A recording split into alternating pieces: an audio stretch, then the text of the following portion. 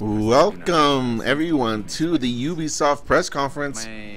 We're here with the pre-show. It turns out the pre-show is actually something worthwhile. I did not expect that. Unfortunately, we did miss some news about Steep.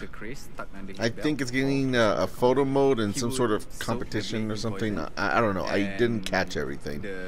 And I don't know if there's anything else I missed. But yeah, they're actually showing some stuff at this pre-show. So we'll see if we can learn anything. Right now they're talking about Skull and Bones. Just like their process on working on the game.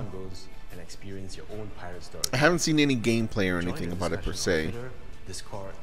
So nothing too big, but it looks like they are showing stuff, and it's still more than a half an hour away until the actual show. From sea to space, pirates to junkies. Let's talk a little VR. Producer Adrian Lacey. See what else we'll learn about Ubisoft stuff from here. We're talking space junkies. Yeah, what's up, Adrian? How you doing? Very well. It's exciting. Look at all these people playing the game. It's awesome, isn't it? You guys doing all right?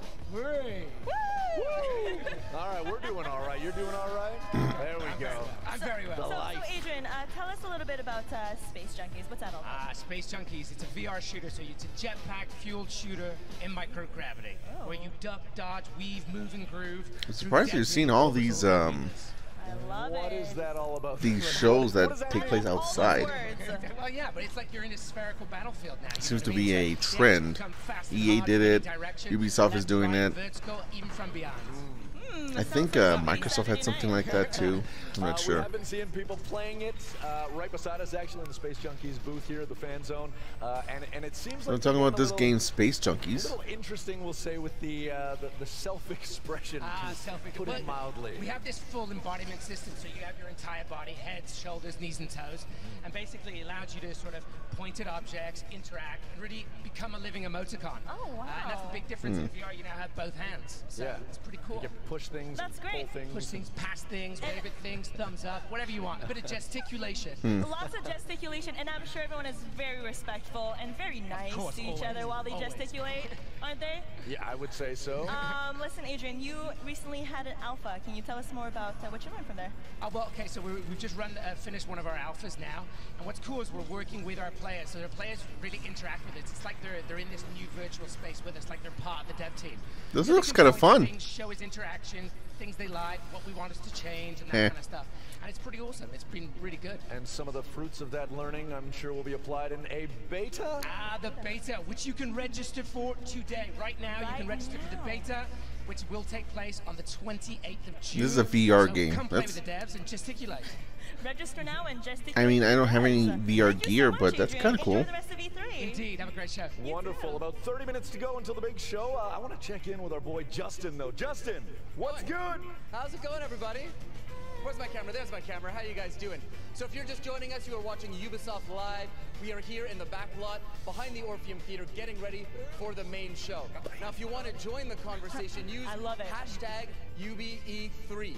Now, if you are joining us on social, in the forums, on Facebook, you're probably seeing a lot of our brand accounts, Far Cry, Ubisoft, Space Junkies even. But behind all of those accounts are some amazing people. These are the community managers that you're actually talking with every day. So Zach and I actually traveled to Newcastle in the United Kingdom and in Cary in North Carolina to meet the community managers. Just a quick reminder while this guy's talking about social media stuff. What makes for a good community? I have the chat up, so I will interact with you. Should you say anything? Let's talk about, you know, the presentation together while it's happening. We can even talk about what we anticipate. We know Assassin's Creed is going to be coming back with a new entry, Odyssey. It's supposed to be what it's called. We have Beyond, well, there you go, Beyond Good and Evil 2. I hope we get some actual more gameplay out of that.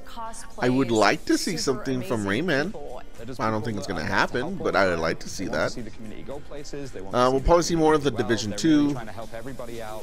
I'm not interested in that game. I just don't care. One of our Just Dance squad members, Kara, she does so much on her own. We did not see Splinter Cell, so I would like to see it maybe here. If it's not here, then the game doesn't exist. Or it's not ready to be shown, one or the other. We'll probably see Just Dance. We always see Just Dance, so they'll show that. Probably maybe some more content for Rainbow Six Siege. I know a lot of people seem to like that game. I have not played it, but people seem to like it, so they'll probably continue to support it. They can do for the greater good of the community. You know, they understand what it really means to be part of a community. I don't know. I mean, I guess they have the opportunity to maybe surprise us. There'll probably be some stuff for Honor. That as well. We'll see Skull and Bones. More than we just saw right now. And it's a way that we can kind of give back to them a little bit and let them I mean, they're already announced some stuff for Steep right now, so maybe they won't be at the press conference. I feel 100% confident saying that Star Player program is everything. That's the only reason I'm here. I was a Star Player. I made my way through Star Players to be in this position. Star Players is an opportunity to show those pillars of community a little something special for all that they do for Ubisoft and our brands. Ubisoft, what the? Ubisoft? Ubisoft. You got an email. You got mail? We've got a little email for you about that. What email is it? Oh God.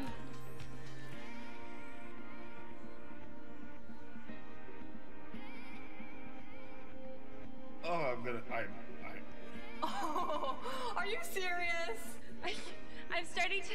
Oh my God. Okay. Chat. Ubisoft would like to invite you to join us as a Star Player E3. We're sure you can't wait to get your bean hands on some sweet Californian chicken tendies. How do they know? This calls for some hype. This is so fucking cool. I can't believe this is happening. This is so much more than just some fun to be had. Ubisoft, thank you. Thank you. E3, dude. I'm shaking. Look at this. Thank you. Freaking hype. Thank you guys. We going to E3. We going to E3. No, that's nice. Are they? They are? Yep, there they are. 2018 Ubisoft Star Players. What up? And the community managers who brought them. Vince, Alan, how we feeling? We're doing amazing. It's good, beautiful day, beautiful energy. Like all the, don't cry on me. I'm not So, Star Player and Star Player Guide. Cool. Thanks so much for having me. The family has grown, I would say. The Star Player family has been a thing for the last few years. Talk to us a little bit about the evolution of it. So the Star Player family actually started in 2015, and today alone, you can tell we've been growing bigger and more global because we have 13 different countries represented behind us today. Represented? Alone. Wow. So it's awesome. We have people of all different Okay. ages, so. That's I don't know what you're hyped for, but in the I mean, video, I saw there were artists, won't stop it. streamers, cosplayers, but what is it? Okay, so you know what? This is all fine if they're just doing this here in the pre-show, and then the actual press conference is actually just like game, you know, in no lulls. Then that'd be fine. I like that. So get this all out of your system. We've got Reddit moderators here. We've got community channel admins. We've got guys who built wikis from the ground up on their own. But there's so many different ways you can get involved in our communities. I love it. Basically, what we're looking for are people who are dedicated to making our communities, Ubisoft communities, the place that is the most welcoming, most supportive, and just most fun place to play video games. And each and every single one of these people around me in orange t-shirts, they make Ubisoft communities They look a red. better place, and that's why they're Star Players. I love it. And if I may say, I mean, obviously this is a very special moment. It's awesome to have all of you here. But the people who are here, I mean, the family is big. And Star Players of the past, I saw this morning a tweet from DB Division, so I'm getting a little emotional too. he was talking about the fact that, everyone works their asses off here at E3. It's busy. Sometimes we get a little hungry. We get a little dehydrated. We don't necessarily think about taking care of ourselves. And DB was speaking to the Star Players of this year and saying, look out for each other, be kind, make sure we have some food for each other, make sure everyone's up, the energy's good, a lot to see and do. We're getting close to the show. Guys, enjoy the experience. It is going to be so much fun, and we are so honored to have you here. Thank you so much. All right, let's check in with Leon and Madison. I'll dive in on Watch Dogs 3. How's it going, Leon, Madison? Well, Watch Dogs 3. You know, I bet that is going to happen, but I don't know if we'll see it today. Maybe next year. That's right. They're competing for a chance to win the golden ticket seat at our But conference. I don't know. I mean, maybe they'll tease it. But to do it, they'll have to make it to the top 4 from the 10 that they currently are right now. The final will be streamed right before the conference, so in about 22 minutes and 50 seconds, if I'm not mistaken. That is very, very precise of you, Nancy. So in 20 minutes, we'll start the conference. Until then, hashtag UBE3 for all your social media interactions. But now first. And first, what is this dress that she's wearing? The next round of top 10 gameplay. Yes. Roll the video. Number 6. Macy J with the long shot from downtown. I got it! I got it! I've been trying that forever! That's the spawn peak counter all the way down to Skylight, baby. That's the Skylight spawn peak counter. I've been trying that for weeks, chat. For weeks! Let me just show you where I'm shooting. For those that don't understand what just happened, let me show. You see this wall? Those are my bullet holes right there. Where's this Cav? It has to be Cav. He plays Cav every time, right? Watch this, watch this. Boom! Look at him! He's dead. Coming in at number 5, outnumbered but never outdone. Natalie Always 21 is one unstoppable peacekeeper.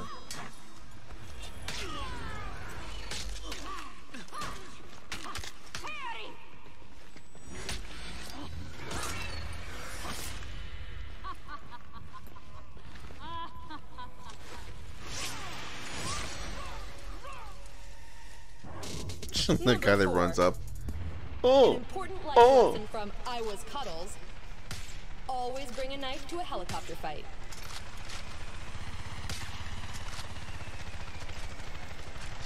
Okay. Throwing knife. Wow, that worked. Okay. I should give Far Cry 5 a chance. I haven't played that game. So I'm here with senior producer on The Division 2, Christian Pana. Congratulations God, on The the Division announcement 2. yesterday. Well, I should say, you know, the first real look at The Division. This game has not been showing well. It's been mostly pretty boring. For us to be here. I think there are two magical moments in the game development. One is when you get to reveal the game for the first time, and the second one when we launch in March 15, 2019. Cool. Okay. Then again, I also feel like they have to prove something, and they haven't been doing a good job. But I mean, The Division seemed like a really big deal, but then that didn't really pan out. That game did not come out to great, fanfare. People were bored with how repetitive a lot of the mission structure was and everything. That was my understanding. People didn't like the final boss. To stay tuned after the conference for an exclusive deep dive, 30 minutes on The Division 2. So now they have to come back and be like, oh no, we're good, and they're no longer like the next big hot thing. Our next segment is about game development. You're the resident game dev on our pre-show hosting team. Why don't you let's see what happens with that. They're probably going to show way too much of that game. You guys have a great time. I'm a developer at Ubisoft San Francisco, and tabletop gaming is something that's a running theme throughout so many Ubisoft studios around the world. From prototyping game designs to just plain old fun, let's take a look at how some Ubisoft developers share their love of tabletop gaming. Even the open world has some sort This of is weird for this conference, especially Ubisoft. I've never... I can't think of a way that they've ever been interested in tabletop gaming. That's me. Also, it's about video games, so... Not that there's anything wrong with tabletop games, it's just not the place and time. Board games that got me into game design, which then brought me to programming. I remember I was playing with my sister and my parents to board games, even when I was a child. Whatever. So I suppose I played all my life. I run 2 games of Dungeons and Dragons. One is Planescape. And I the think other it one might is be smart if I have my phone and with I've me, poured a lot of time into this. I like so that I in made, case entire things world get maps, boring. random encounter tables. So I made this. Thank you, phone, for going off right next to my microphone. And I just started with, like, first of all, from people's backstories. And my phone just right here. Old dwarf. All right, cool. You're over here, and you know what? There So was a demon war. I can kill some time if things get dull. This nice, cheery place called the Abyss. But there are a lot of similarities. I mean, card games tend to be all about the mechanics, and I love mechanics. It's a big part of what we do. This might be a good time to maybe try this out. There's a very natural overlap there. I think it's very important when you're a gameplay programmer to have also another experience of game. They can be like a board game or card game, because if you do only programming, you kind of lose what it's really like. But if you are yourself a player, you can really, when you implement something, you can say, okay, as a player, I know this will be fun. I'll give them the benefit of the doubt. Board games with my coworkers and learning how they think and how we work together when we play is a great way to do better features. All right. When I do programming, because if I know how we think and how more other people think, it's easier to work around and make great features. Got about 20 minutes left until No. next conference. I play around differently. It's in the rule book. It's in the rule. For anyone who may be watching, in case you didn't get my tweet that I posted late last night, so that's why I figured someone probably didn't see it. I originally planned to write up games that I found interesting after the press conferences were over. I am not going to be doing that now. Instead, what I'm going to do is make videos of them. So I figure that this format has been sort of been working for me for the press conferences, since it's just my initial thoughts off the cuff, no real practice or thought put into them. It's just my initial impressions, and I think that would work better for the individual games. So instead of trying to put something more concise and thought out in writing, I'll just do something more off the cuff in videos, because that's really what E3 is. At the end of the day, these are games that are not done yet, or at least are not being released yet, with very, very few exceptions. Unravel 2, for example, being one of them. So I think that format fits this event better, because there's no way you can fully write out something for a game that you haven't even played and is not even finished. You know what I mean? So I'll be doing that after Nintendo does their Nintendo Direct that they do every year.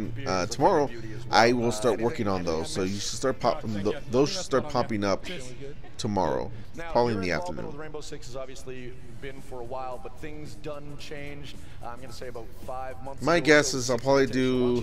Tell us a little bit about that. I was lucky enough to be analyst on the second Six. A few games, 3, 4, maybe more. We'll see. First one, and pretty much just everything is growing bigger and bigger. I haven't done anything like this, so we'll see how easy or how difficult it is.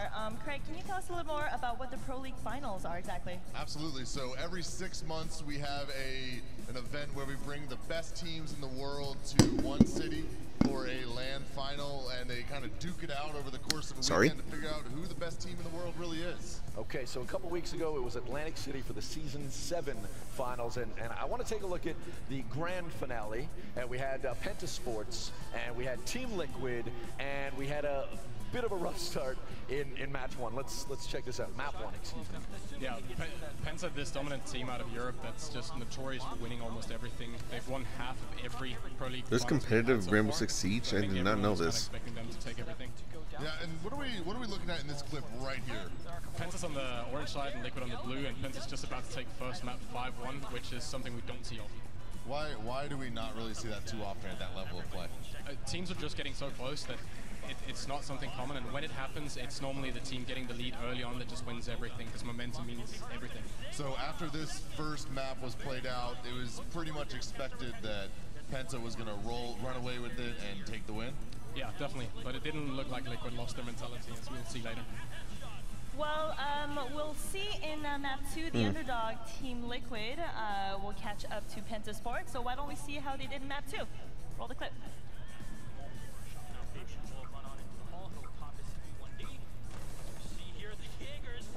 Bullet will go down.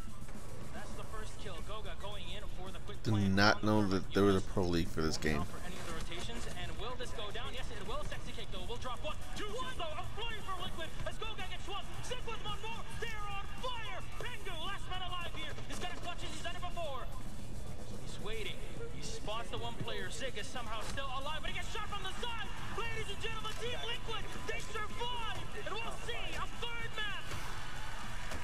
The revenge from last year. Liquid almost going down. They bring it back in. The energy on this team is absolutely insane. So after that second map, we had They look pretty calm right now to me. between Liquid and Penta, and we were headed to our third and final map, where we were going to figure out who the best team in the world is. Let's roll that. So, Alex, in this map, what's happening? What are we looking at with Liquid versus Penta? Well, after a map and a half, it seems like Liquid finally found their old style of playing, which is the Brazilian way. It's brute forcing, just powering their way through. Penta has this called EV Plus game style, which comes from poker and chess, where you always take the right choice, so to say. They'll go with the option that is more likely to win, and Liquid just brute forces through that. What does that mean, the right choice? If you have two options, one is at 80%, one is at 60%, they will always go with the 80%, but that makes them predictable in some way. You're playing up against a harder, I guess a harder strat if you choose to brute force through that, but they made it work.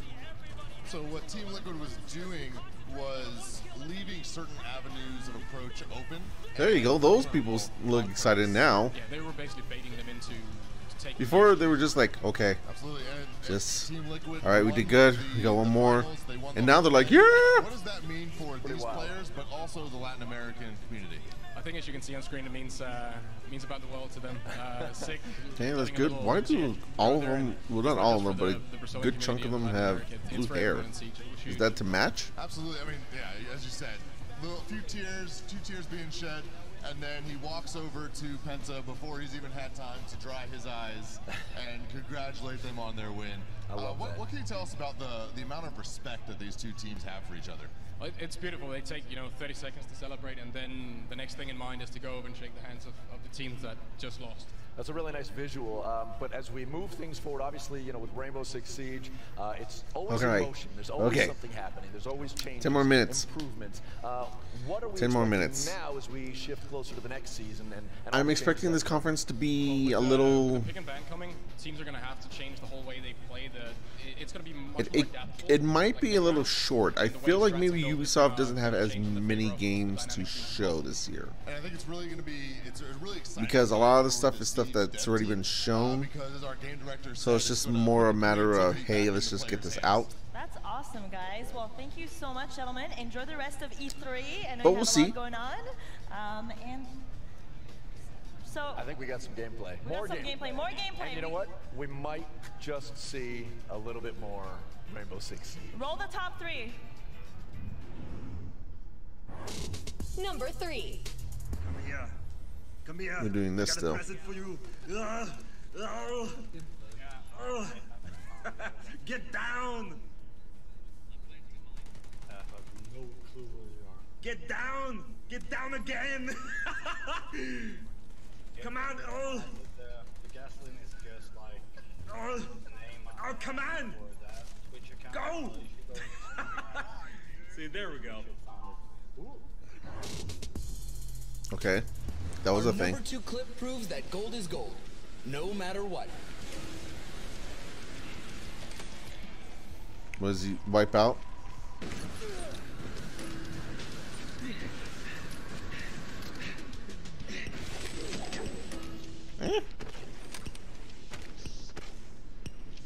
Oh, oh, oh!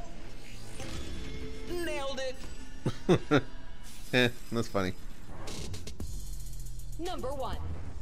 To see why this is our top clip, keep an eye on the clock and ammunition's health.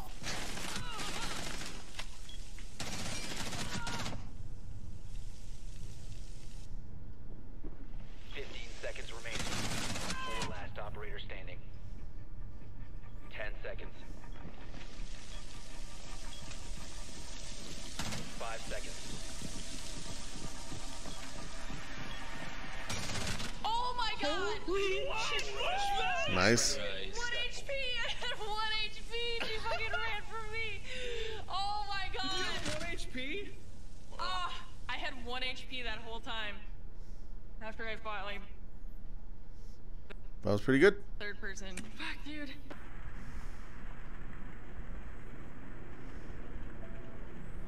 How did she know they would be there? Is that just like a popular hiding spot?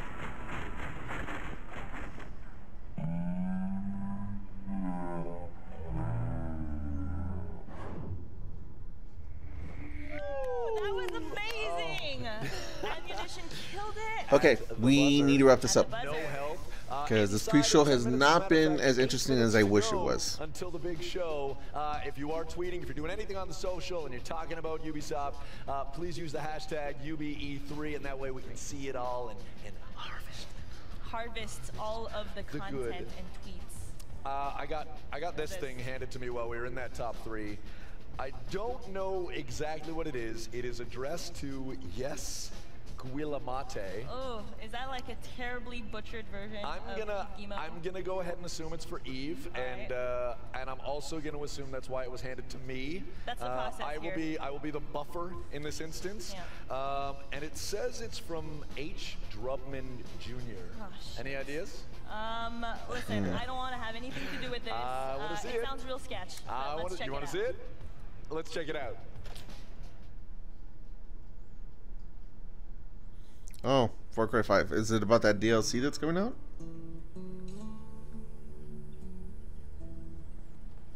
Hey there, amigos.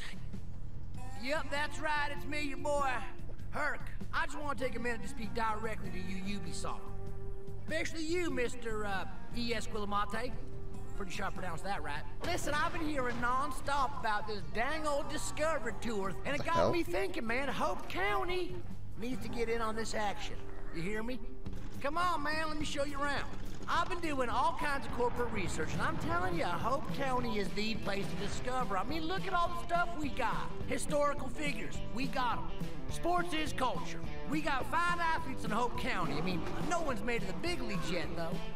And, something from this guy, Peter, who keeps on sending me letters that are not of encouragement.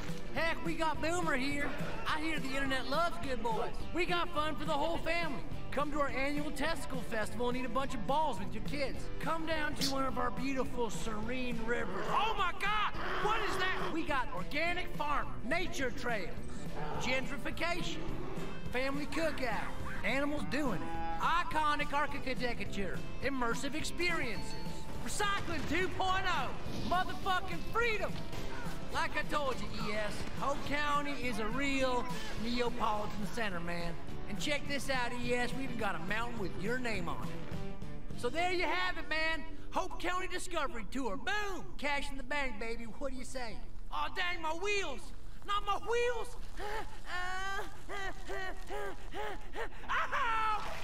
Oh, cougars! It's biting my face! It's on my back! It's on my nuts! I don't... Oh, he's leaving. He's leaving. So you have your people call my people, and we'll figure that. Oh shit! He's coming back! He's coming back! He's coming back! Okay, I think he's gone. He's gone. Oh, I landed on my keys. Oh, declined. Oh man, no. This is not a thing, you guys. Listen. Look good to me. I don't know. No, I work on Far Cry. Listen, Hope County Discovery Tour is not a thing. Not a thing. Okay, right. Highly doubtful. Erroneous headlines is what it is.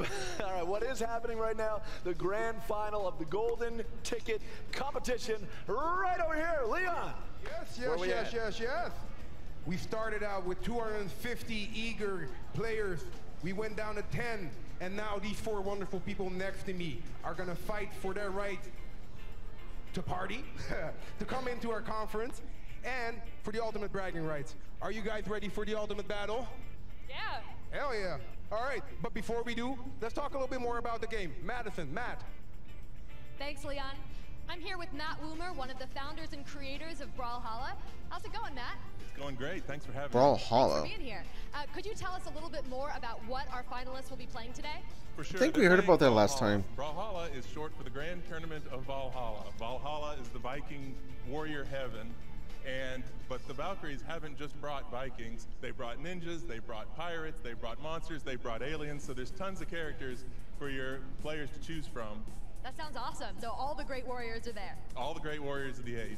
Fantastic. So do you have any advice for our players? For sure, for sure. You want to use the V attack. You want to build up damage. You're going to get 2 points. Oh my God! Get that shit out of here. You have 2 minutes. At the end of 2 minutes, whoever has the most points gets the golden ticket. That sounds fantastic. Well, let's head on over there and get this final started. Ubisoft's got ads too.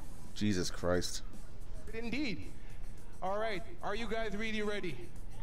No, no, no, no, no. People, make some noise for this finale. Are you ready? Woo-hoo! All right. I would say press the button. And then countdown. Dun, dun, dun. The anticipation is real. 3, 2, 1, brawl! Oh my God, this is a 4 good characters here. They've all Smash Brothers clone. Ada has a spear and she has blasters. Really quick character, good for getting in close. We have Ember. Ember is a warrior from the forest. She's an elf and she has guitars and she also has a bow and arrow. Very dangerous for the wolf character as well. Nash is our caveman. Caveman has a hammer, he has a spear, and he has some heavy, strong attacks. And finally we've got Azuri, the cat lady. The cat woman has guitars and she also has a sword and she'll also be moving in for quick attacks. This level's freaking interesting. Oh, there we already got a kill. We've got another kill. Wow, they're racking them up quick here. You can fight unarmed and that's fine, but what you really want to do is see these weapons, these weapons that are falling from the sky. When you pick them up, you're going to get one of your 2 main weapons. And oh, there we go. They have figured out the weapon system and are doing really well. Ember is going in and mixing it up. She is really in the middle of everything. I wonder what the buttons are for this. Letting the battle come to him. I wonder if they're more Smash Brothers or more PlayStation All-Stars Battle Royale. 4 with under a minute left. We have anybody can get into this. Ada can get in with a nice double kill. Azuri can get back in with just a single kill. It's tied up at the top. It's mixing it up right there in the middle. Wow, there's 30 seconds left. Ember's got a weapon. She's right there in the middle. She's holding on to that lead. Oh, she's picked it up. She's got 6 points. Somebody needs to step up. We're under 30 seconds. This better end soon because there's only about we need to close it out. a minute and a half left. You got to take it away from Ember. She's doing well. Oh, Azuri's got the ground pound. She's coming in for it. She's going to try and make her move right now. She's looking for the hit, looking for the hit. Is she going to find it? 10, 8, 6, 5. Oh, 6 to 6. We are tied. 10, 8, 6. 3, 2, 1. It is tied. Luckily, this game comes standard with a tiebreaker. They're both top characters are at deep red. They're going in hard. Decide a winner. Anything happens. Anything can go. We have to pick. And the winner is. All right. Here you go. Golden ticket. Ultimate gaming backpack. Let's go. Let's go. Like, oh shit, we're running out of time.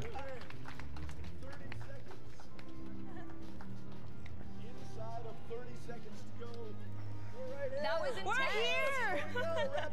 20 seconds to go. Lots of love to all the teams, all the people here in the No one's fan mics zone, in the theater. are working. Show's about to begin. Hashtag UBE3. Lots of love from everyone here. All the love. And don't forget the post show. After the main show, we have exclusive gameplay from the Division 2. You definitely don't want to miss this. Enjoy the show. Have fun.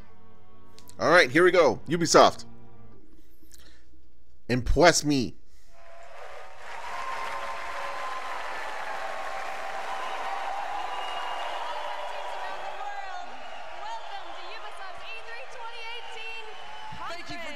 Here in the theater and online at home. We cannot wait to You show say you on what we ad have hoc? today, and I can promise you it's more interesting than a keychain. Oh. Too soon, maybe? Too soon? I don't know, up in the balcony, are you guys ready? Yes! Down on the main floor, you guys are ready! Let's go, players! Fix yourself. Everybody at home, are you ready? Yes, we're just gonna assume that they're ready. Well, if you're ready for the biggest biggest show in gaming, then let's start the show. Let's do it! Let's do it! I thought you already were, but all right.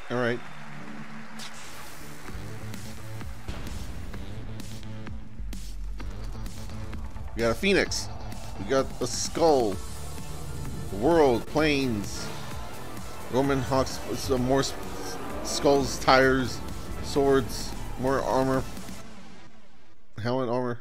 It's a whole lot of stuff.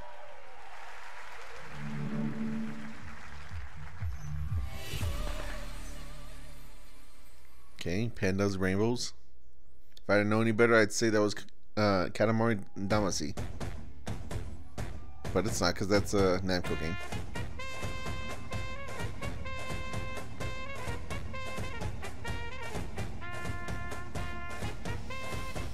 Just Dance?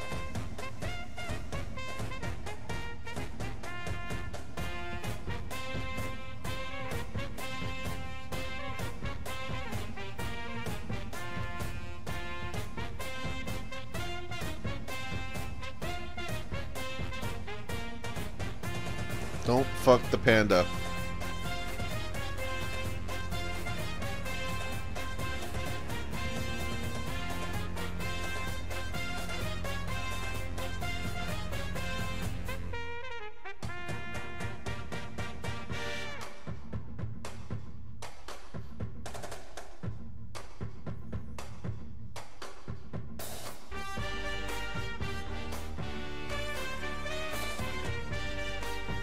This has to be Just Dance. Because now they're playing this corn version of Havana.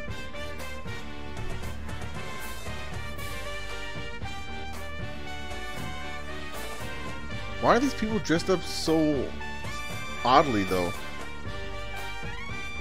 I don't remember them doing that with dancers for Just Dance before.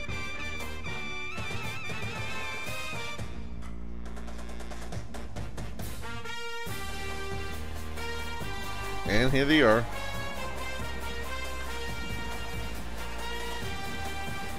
Sugar by Maroon 5, okay. Why a panda?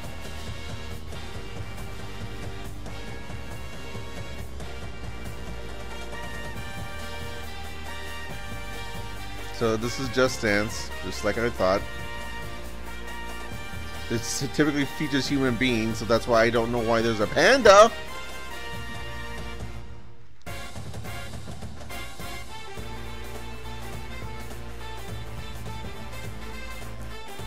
I don't think I know this song.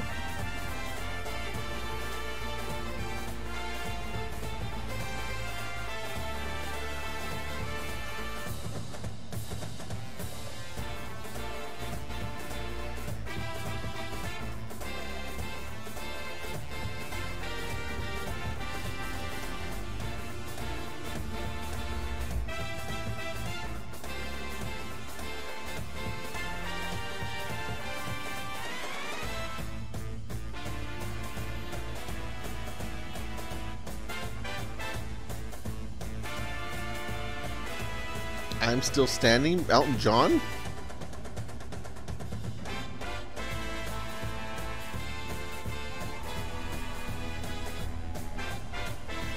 Yep, that's him, all right.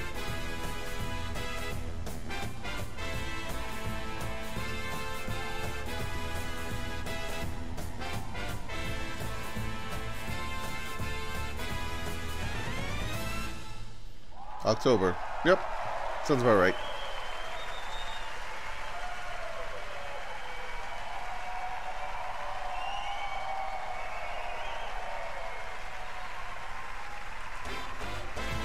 Panda. This dude's raising the roof.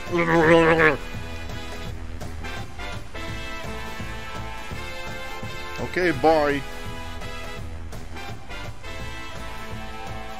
Is the panda gonna stay? No, he's gonna go.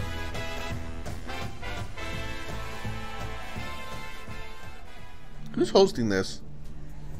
Is there a host?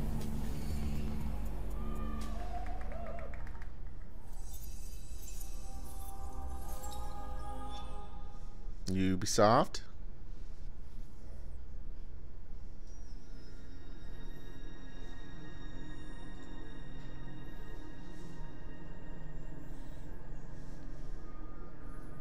Space.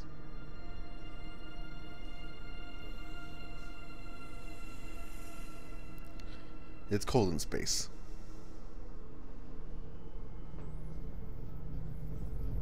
Is that the ship from that Beyond Good and Evil? Cook, do you hear me? Roger, Uma. Yep. The crew is dead drunk in my sick bay after eating your miraculous space chili. Well, I have no idea what you mean. Our food is healthy. Invigorating. Captain to crew, dead monkey in the crow's nest. I repeat, monkey down. El space chili strikes again. Copy that, Captain. Hey, Paige, bet we could use your space chili to overclock our engines. Negativo, mi amor. Only you can melt my circuits. Keep laughing, fools. The key ingredient to good cooking is love.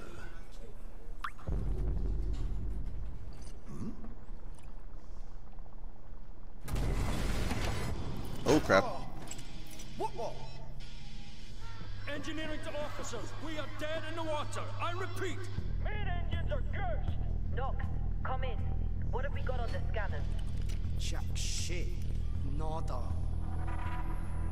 Hey, wait. I see something. 3 o'clock starboard. It's massive.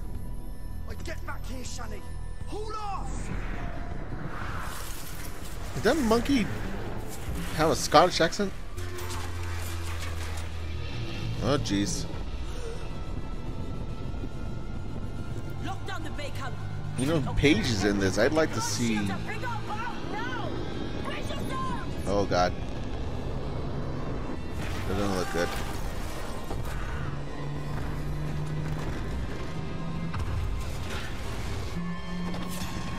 Oh, that ship is fucked. Oh, that was Jade. I wonder if she's actually on the ship. Gods protect us. What the hell is that thing? Oh, that sucks. Armor, interesting. Fuck the plane, going right in.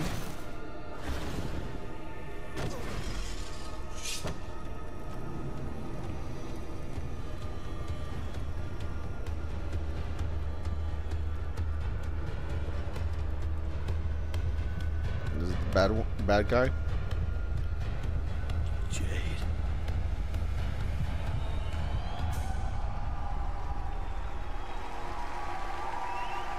Jade is the bad guy? What the fuck? Oh. Thank you. Hi. Interesting. Thank you. Hello, I'm Gabrielle Schrager, narrative director. And I'm Guillaume Brunier, senior producer. We are so happy to be back this year to share our progress on our space opera, Beyond Good and Evil 2, a game full of wonder, emotion, danger, and high-stakes drama. Last year, you all saw the enigmatic green-eyed Captain Dakini leading the legendary crew of the Gada on a quest to discover the location and the mystery behind a deep space artifact known as Moksha. But Dakini has since gone missing. Shani is now captain of the Gada, and she's leading a crew into the deep, unexplored space beyond System 3, when they come face to face with their nemesis. Fans will have recognized a ferocious young Jade. And Paige is back as the incorrigible chief cook of the Gada. We've got 2 other officers, Uma, the holistic chief medic, and Callum, our chief engineer. And all of these legendary characters will be playing a major role he was the captain, dude. prequel. Today, we are proud to represent our growing production team in Montpellier, Barcelona, Bordeaux, and Sofia. Thanks, everyone, for making it happen. Oh, so that Skull was representing this game. Interesting. I thought it'd be Skull and Bones. Thank you for them. Okay, alright. In BGE2, you are a space pirate captain in a distant galaxy near the end of the 24th century. At this year's E3, we will be showcasing a new behind closed doors demo, offering a first look at our major location, the sacred city of Ganesha. Now, let's take a look at our first pre-alpha gameplay footage. Okay, good. Gameplay. Yes, this is what you need to do. How does this game play? Ganesha is a metropolis filled with sacred temples, beautiful gardens, and bustling shops. But it's also a darker underworld, rife with dirty bars and dangerous back alleys. Our game is an action-adventure RPG that you can play alone or with your friends in co-op. From the intimate interior of a hidden temple to the very edge of the galaxy, fight on the ground and in space at massively different scales. And all of this seamlessly. What you will be seeing at E3 this year is only a very small part of a much larger open universe we are creating. A universe we are also building with our fans. Yeah, let's go.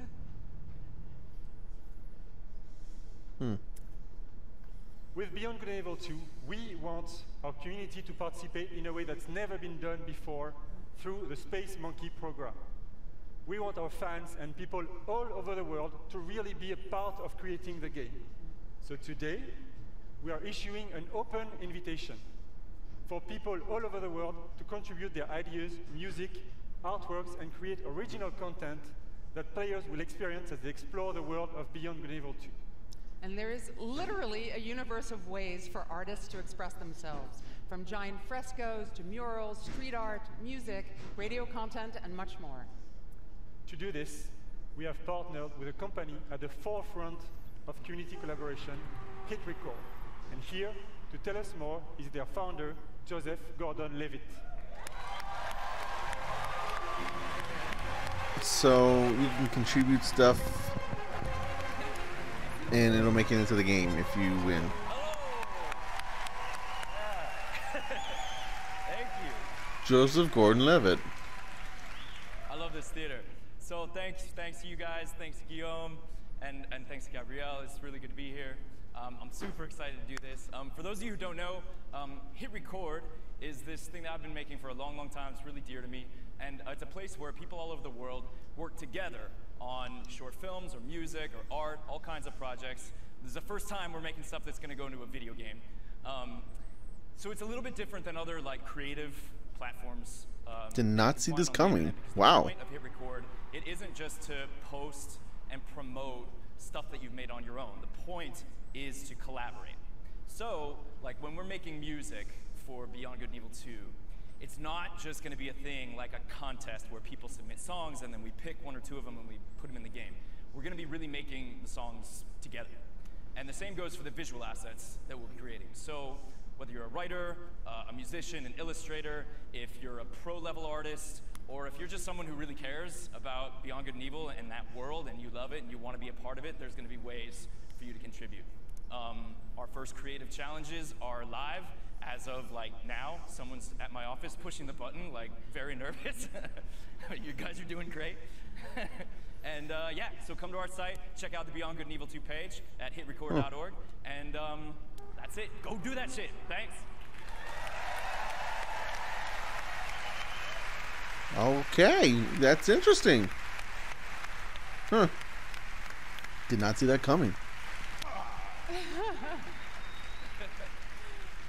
Hit Record's approach to community collaboration is inspiring, and we're incredibly happy to be working with Joseph and his team. And we really can't wait to see what the community creates, so let's do it. We will be showcasing some of this content at our very first dedicated community event, the BGE Fest, which will take place in Montpellier this fall. Thanks, everyone. Have a great E3. Thank you! All right, that's cool. Seems like it's coming along. It looks good. They're excited. We nailed it. We nailed it.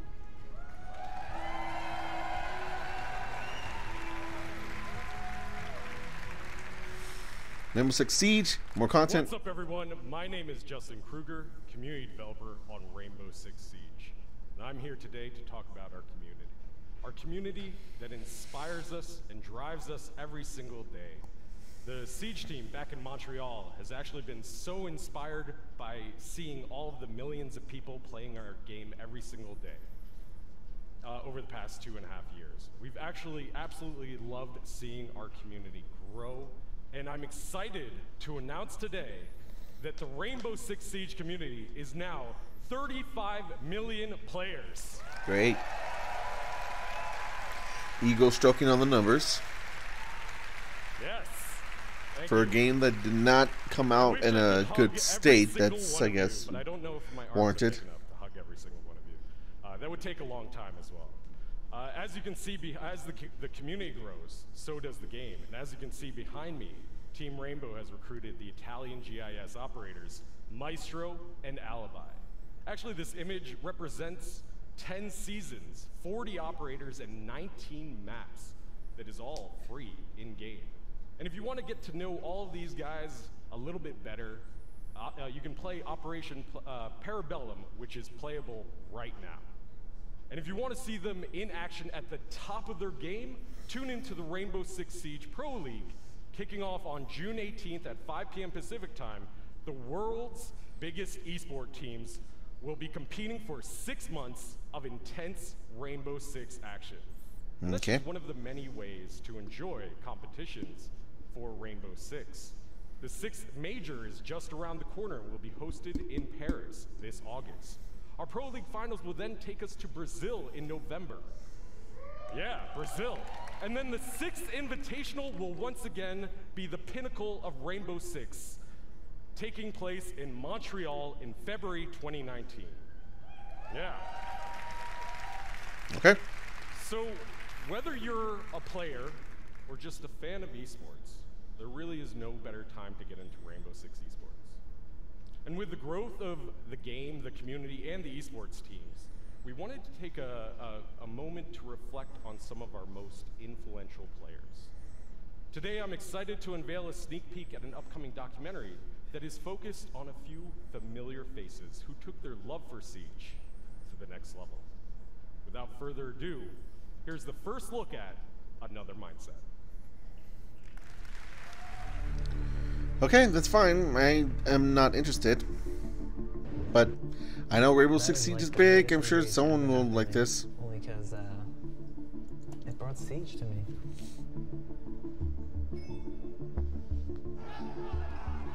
I've been doing this for what? Since year 1, season 1, right?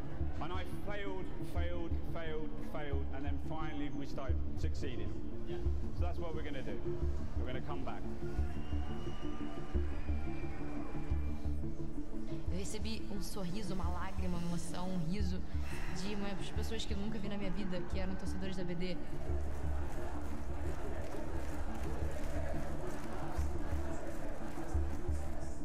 Acho que você tem que realmente botar toda a sua emoção dentro do jogo.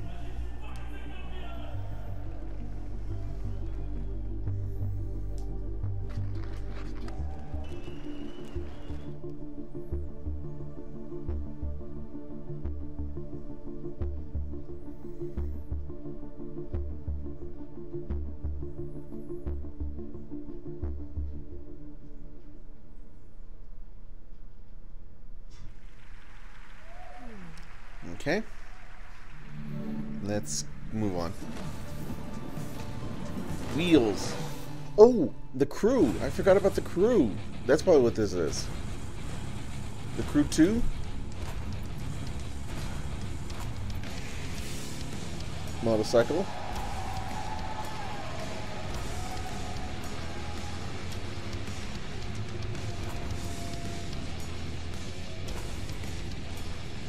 He just drops it.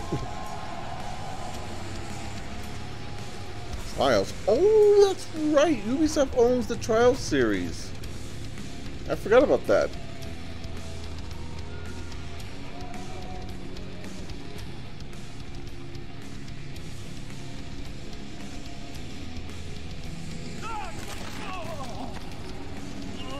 Oh. Why was that there?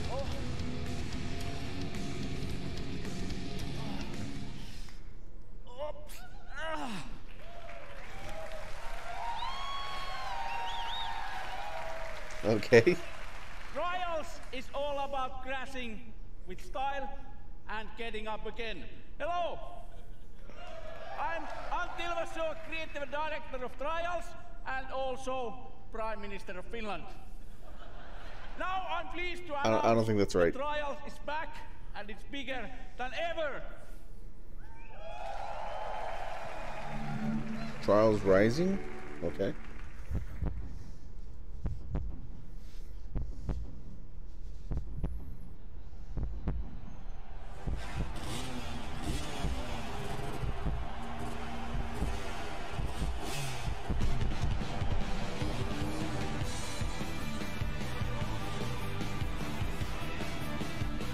How many Trials games have there been?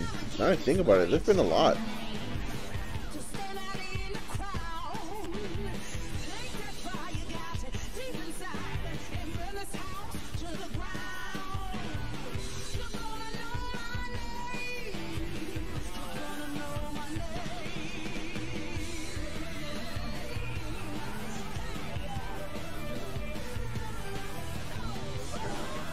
Yep.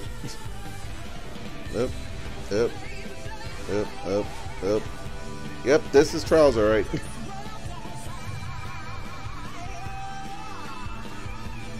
Oh my God.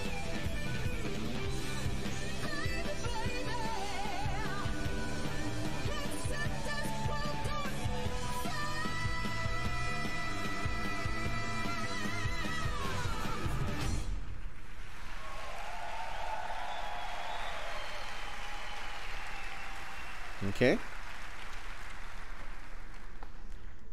Sorry about that.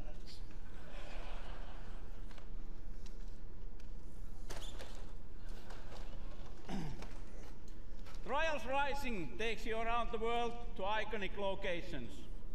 You never ride alone and competition is everywhere. But competition is nothing without the players, and our community has always been a pillar of Trials. In Trials Rising, we work with our players more than ever. To explain more, let me introduce Brad Hill, also known as Professor Fat Shady.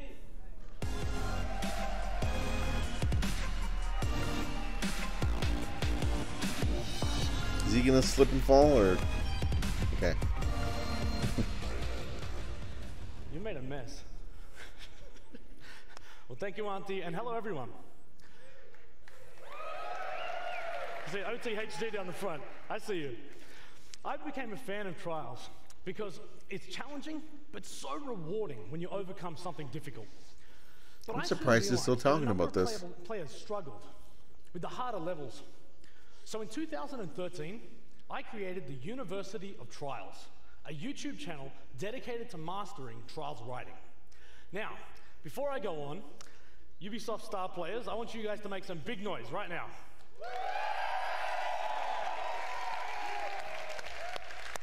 All right, well, 5 years ago, I was a star player just like them. But when Redlinks began work on Trials Rising, they approached me to design and create all of the tutorial content within the game. It has been an amazing experience for me, but I wasn't the only one involved. 20 community members, known as the Trials Elite, up there, have been involved in the development of this game for the last 2 years. Whether they were track builders, streamers, or speedrunners, each brought something special to help shape this game. Now, if you want to get involved, register online at trialsgame.com for a closed beta happening later this year. They keep having these freaking bad things, man. Is it? Let's go! Hey! What? We're not going to put a big coming soon up here. I think people are going to want to know the release date. Yes. Sure, I'd like that. Trials Rising will release on February 2019 on PlayStation 4, Xbox One, PC, and the first time ever also Nintendo Switch. Nice.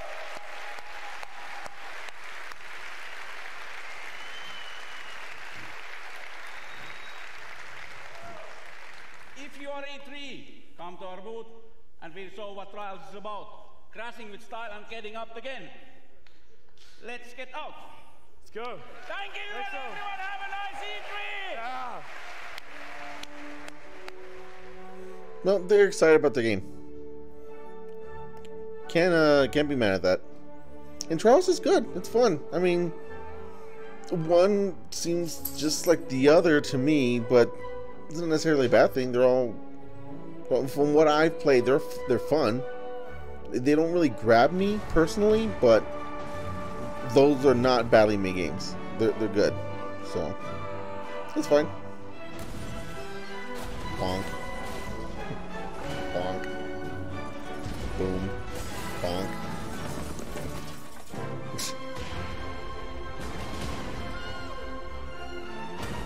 Ow.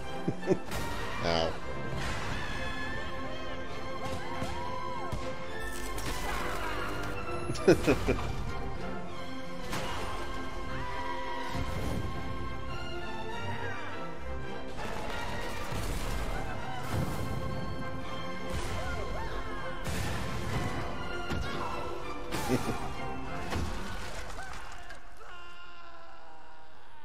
Bye. That's good. Wow, this thing's already been going on for half an hour. Got a Phoenix. The Division 2. Oh God, it begins.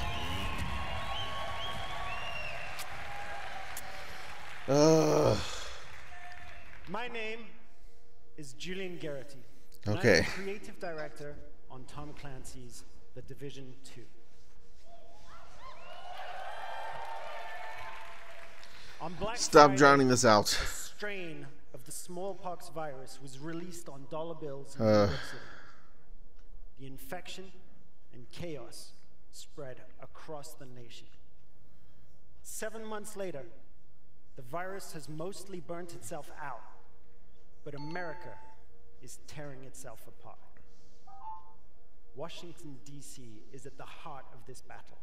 Under constant threat from dangerous factions, civilians are trying to rebuild.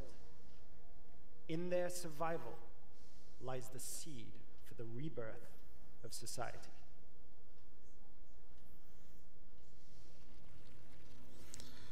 Okay.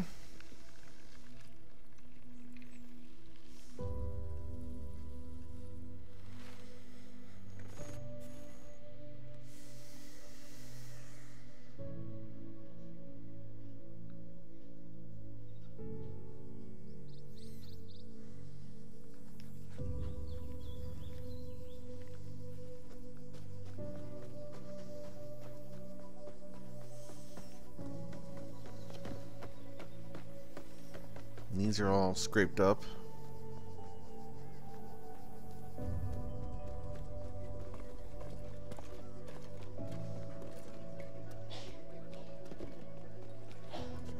Character model is moving a little jittery. Doesn't quite look right.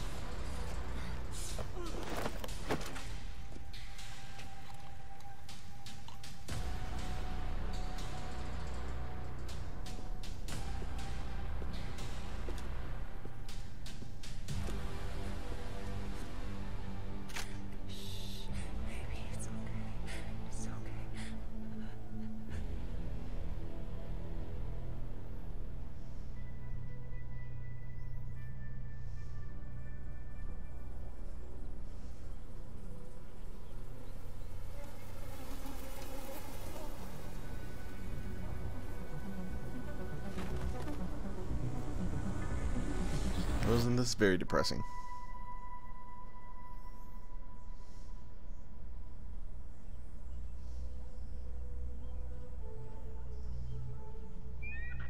Rules are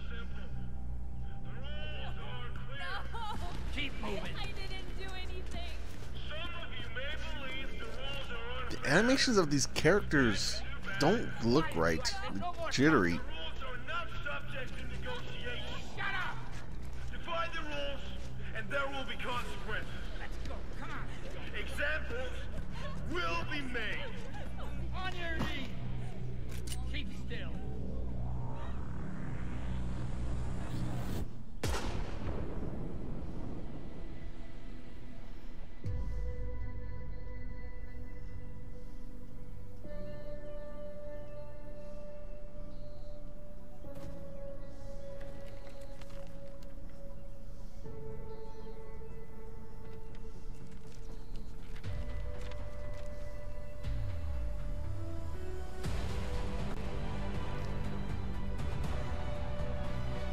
We can do that.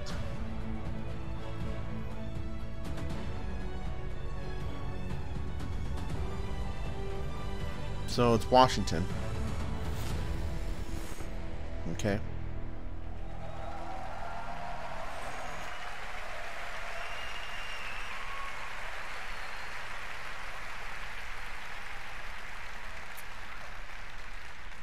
You are the last line of defense for those civilians and for you.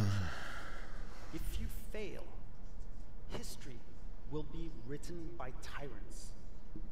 If you succeed, history will remember the few brave heroes who fought to save a dying nation. This setting lays the groundwork for a compelling story-based campaign in which your actions have a clear impact on the lives of civilians. In The Division 2, Washington, D.C. must prepare for the greatest threat it has ever encountered. Damn it. To face it, you and your fellow agents will need to bring your equipment and tactical abilities to the next level.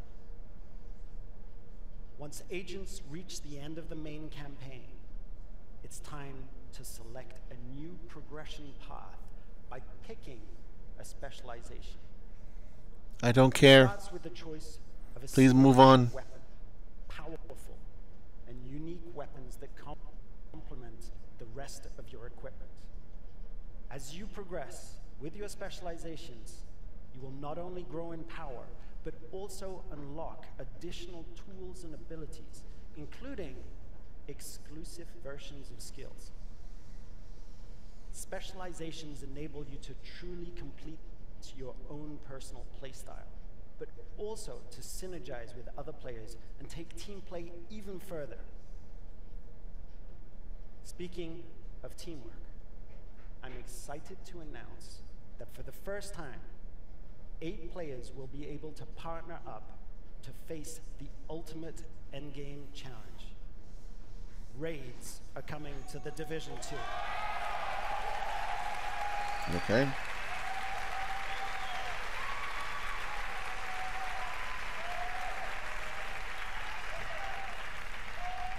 We learned a lot.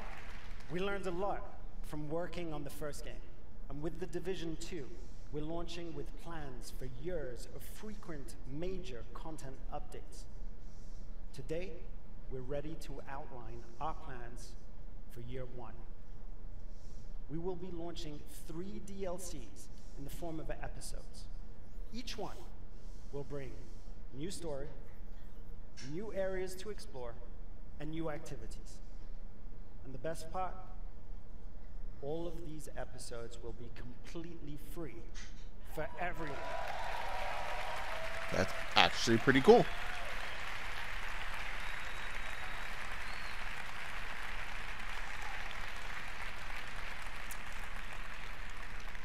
Where's my Division team?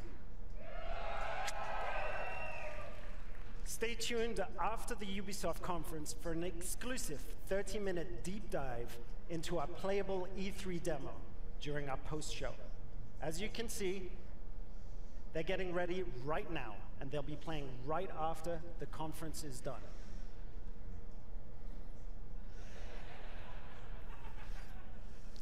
Until then, remember, this is history's defining moment. Hope for the future lies in you, agents of the division. Thank you. I already know about all this. Last time I checked, Trump is still president.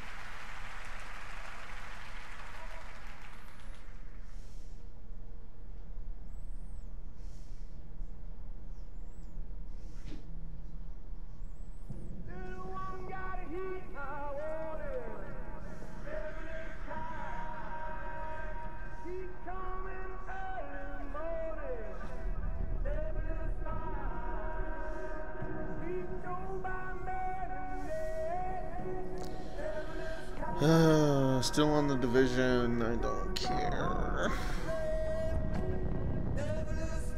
The fact that they're going to be giving their content, some of their DLC content for free, that's cool. I will say that. That's cool.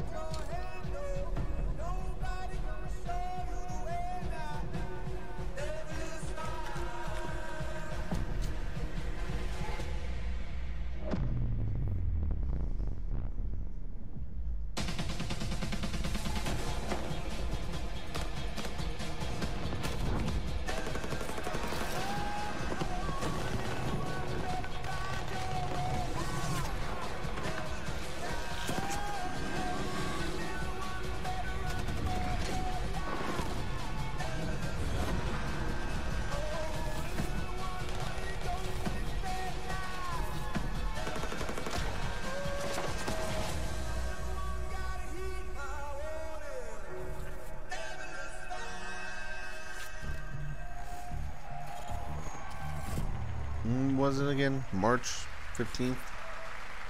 Something like that? I don't care. Ooh, rapids!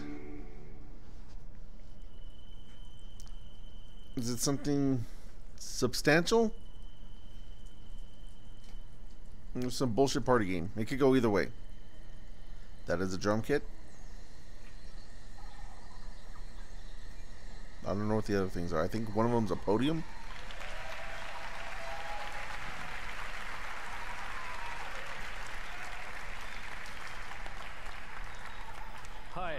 I'm Xavier Manzanares, lead producer. And it's an honor to be back here 1 year after we announced for the first time and released the game. It was incredible.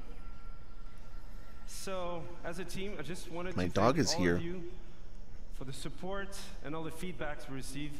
Thank you. You want to be internet famous, Didi?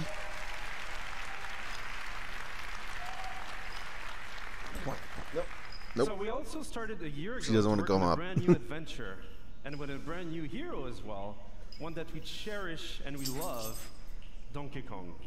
So for today, we wanted to celebrate the upcoming release of the Donkey Kong adventure, and what better with music than with Grant Kirkhope, our composer, and the band Critical Hits. So please enjoy. Thank you. Oh, so this is just a performance. Anchor Cove.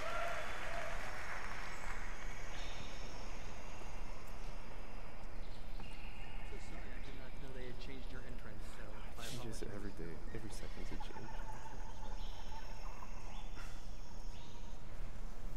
Okay.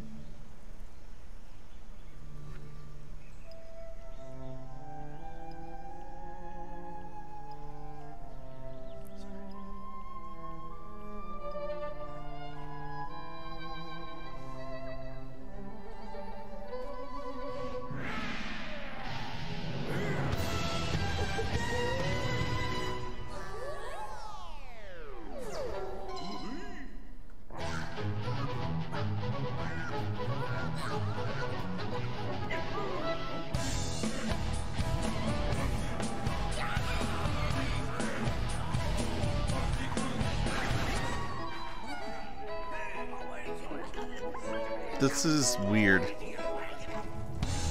Why is this happening?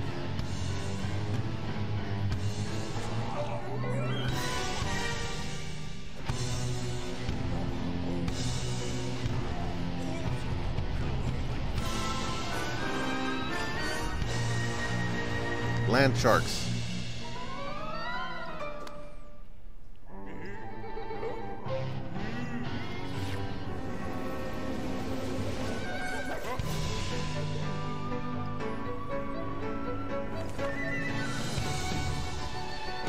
Why is this happening?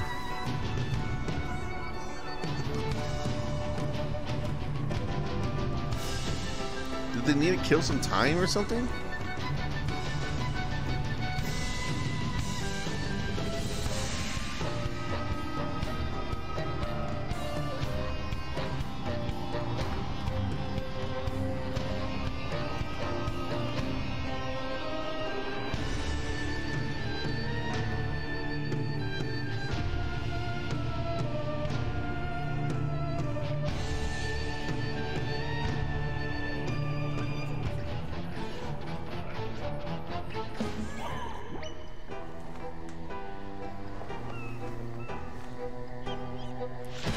On not seeing the screen, so this is odd.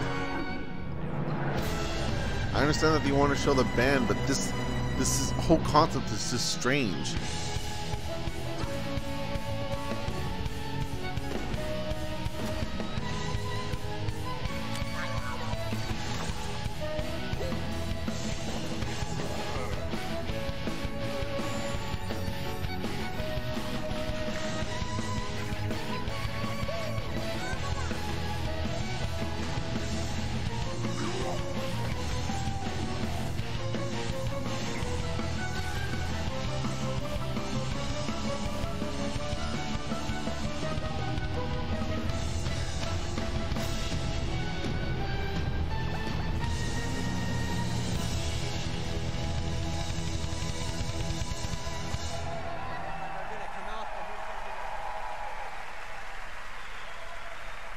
Okie dokie.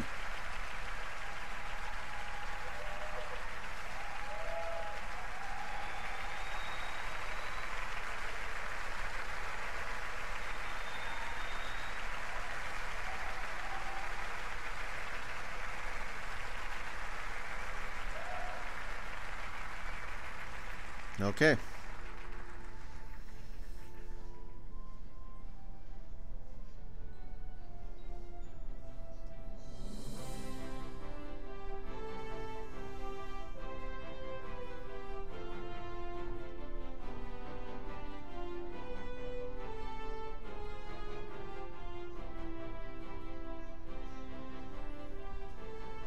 Why are they just hanging on this? Alright, there you go.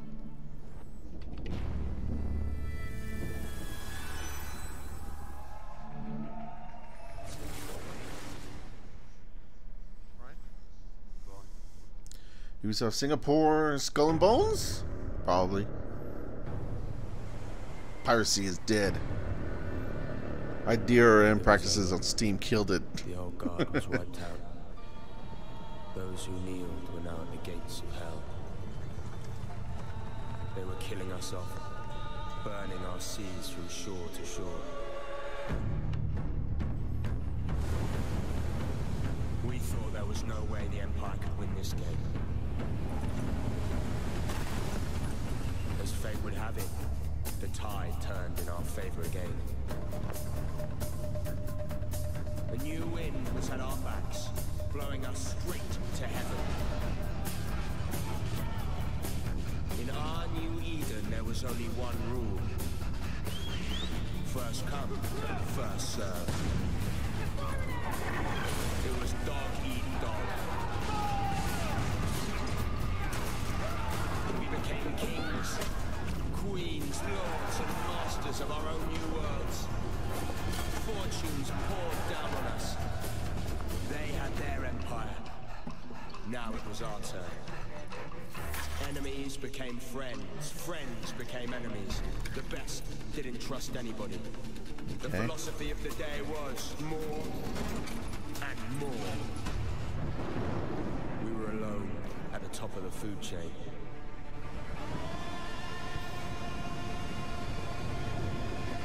What about ghost pirates?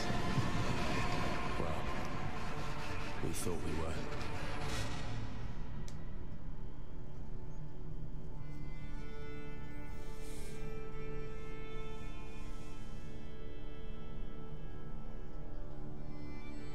In a dog-eat-dog world, we were wolves.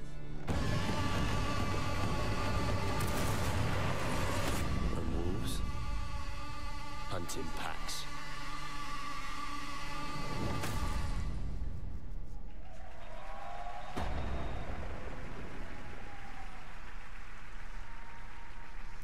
Skull and Bones. Of Skull and Bones, there are soulless empires. There are greedy trading companies, and of course, ruthless pirate games sailing the seas. But there are no heroes.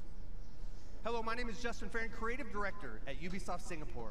And for the past year, my team and I have been anxiously awaiting this moment to invite you, our fans, to join the hunt here at E3 2018. Piracy is dead in the Caribbean. The Empire is crushing all those who oppose them. So your next big score? The Indian Ocean, home to the richest trade routes in the world, where merchant ships carry cargo worth over $10 billion a year. And you're gonna steal every last fucking coin. First, you need a target. You pick up intel on a heavily guarded frigate, fat with African diamonds meant for the Grand Mogul of India. That treasure will help you claw your way to the top, to become the pirate that no empire can take down.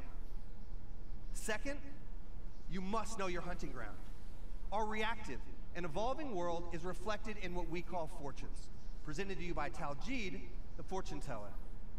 Now, fortunes reveal changes in factions, weather, and the trade routes themselves.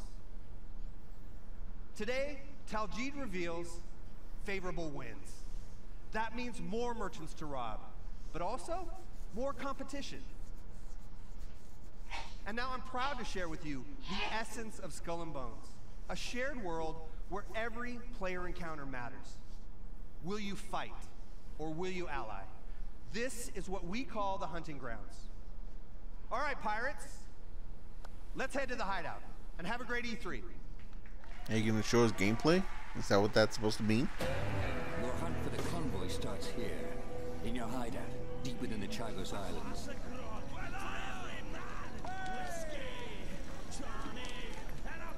This hidden pirate den provides everything you need for your next strike. From your shipyard, you choose the Black Horn. I'll be right back, chat room. This is a bit of a lull for me, so I'll be right back. Next, choose the right crew and gear for the mission ahead. Demi cannons are slow loading, but deadly at short range. Rockets are blazing fast and deal powerful damage from every angle. With everything loaded, let's head out. The winds are strong and the day is clear. That means more merchants to rob, but also more rival pirates out looking for a quick score. According to your intel, the convoy is sailing past a Portuguese fort, taking advantage of the strong winds. There she is, with our loot! That fort is too strong to simply sail past. Its cannons can blast you out of the water. You need to find a way to sneak by before the convoy slips away. Exciting, Captain! Fortunately, deception is another tool in the pirate's arsenal. Let's fool these blackguards! Disguised as a Portuguese merchant, you try to creep past the fort. Captain, if we engage, they will see it through our guys.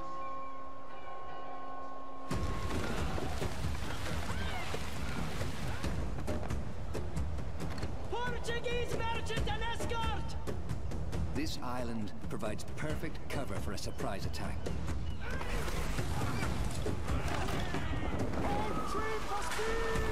Plots the optimal course for an intercept. Rigging your sails for speed. You want to catch your victim off guard.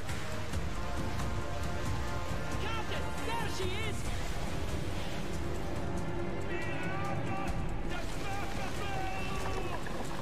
Fire as she bangs!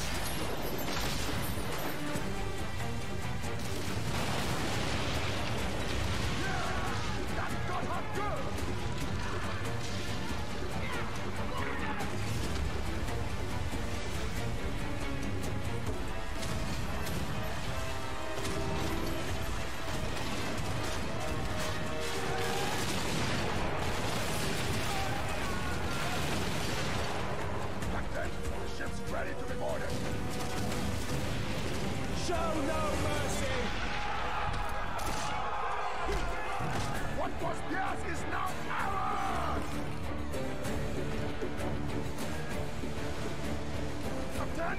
We've got what we need. Let's get out of here.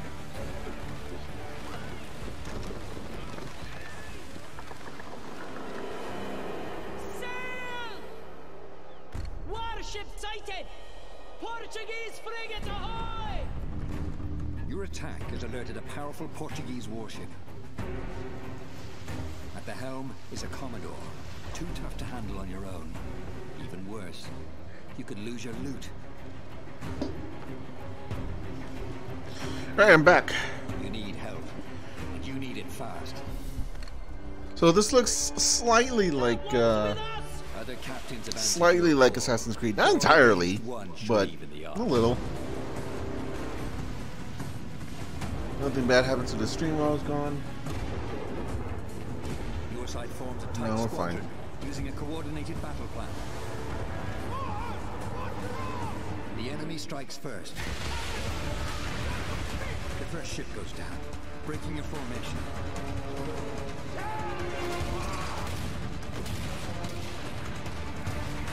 Probably should have lowered this.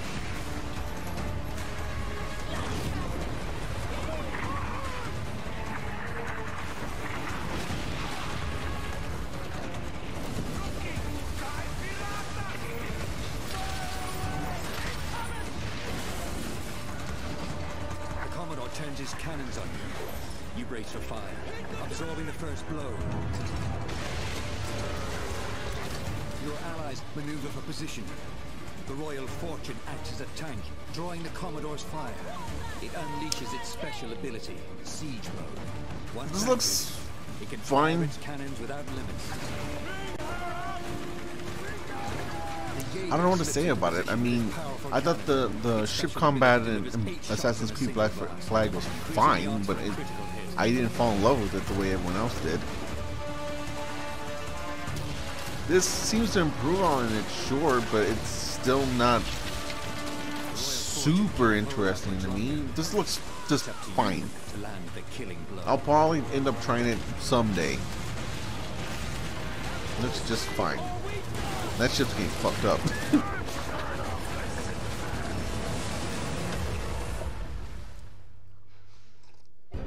The battle is won. But the glitter of gold can turn new allies into deadly enemies. For there is no honor among thieves.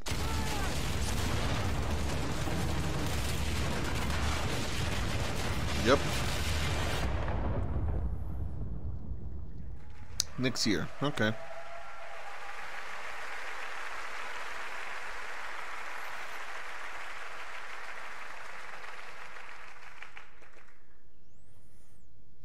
Assassin's Creed time?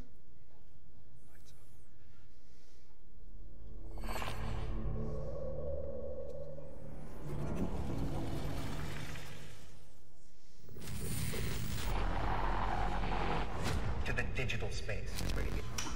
Oh, this thing! I completely forgot about this.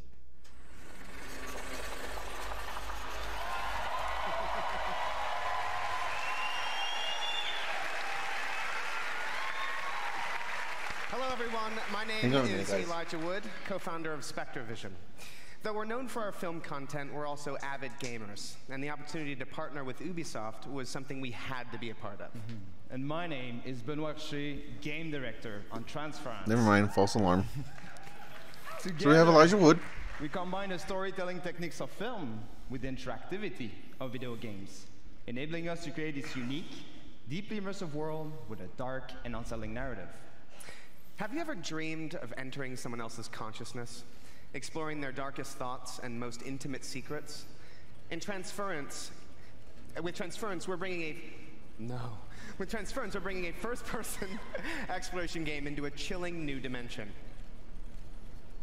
To escape, Alright, you must something go happened. hands-on to search for clues, solve puzzles while shifting between the perspectives of each family member, and attempt to piece together the mystery. This fall, in VR and on traditional platforms, we welcome you to uncover the secrets hiding in this mind-bending psychological thriller that will leave you with haunting memories long after you put down the controller. That's right, it's a VR game. I forgot about that. Transference. What's going on?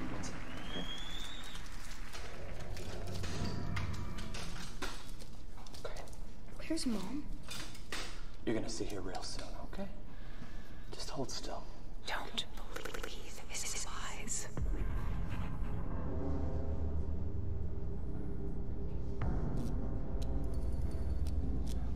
Is this all like live action? Live action? That's always the way with these new prototypes, huh? And all you have to do is just be. I know things haven't been so great lately, okay? I do. I've been a lousy father, huh? Unable. Lousy husband, too.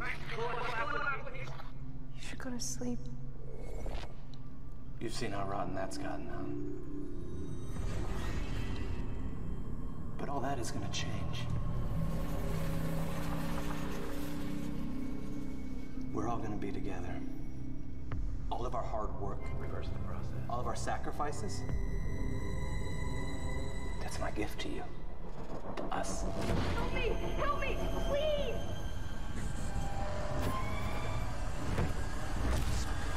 The heck is that thing? Dad? Why are you doing this? I love you, son. I love you with all of my heart. Escape a corrupted mind. Its friends, and it comes out this fall. Interesting. Again, don't have VR stuff, so can't play it. But I'm kind of interested.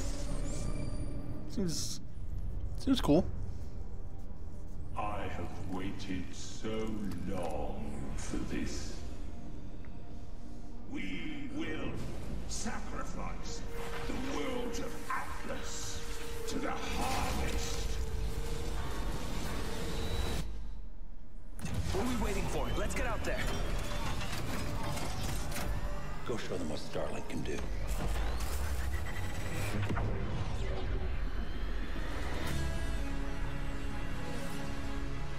What is this? The Legion is growing. There aren't enough of us. We need to find help from every planet in Atlas.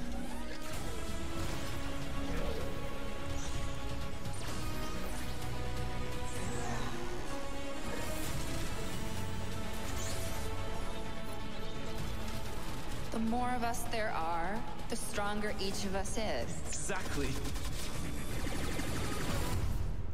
You must feed my legion.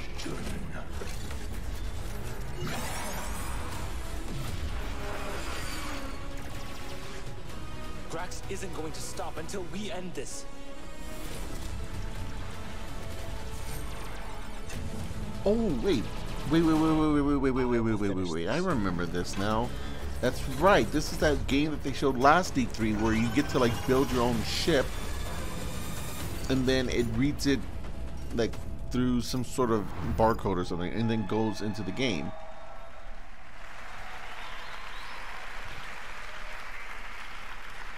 It comes out in October. Hello everyone, I'm Laurent Melville, Creative Director on Starlink Battle for Atlas. Last year, revealed our modular starship innovation to the world and showed you how players could reconfigure it instantly to adapt to any challenge. This year, we're excited to show you what the depth of the open world that we've built and put the game directly into your hands. We're going to take you on a journey 400 light years away from Earth to the Atlas star system. Discover exotic planets, meet fascinating local factions, and forge your alliance. Upgrade your pilots, starships, and gear, and unleash devastating combos to save Atlas from the relentless Forgotten Legion. The mission will not be easy. Atlas is a dangerous place, and our heroes will need all the help they can get.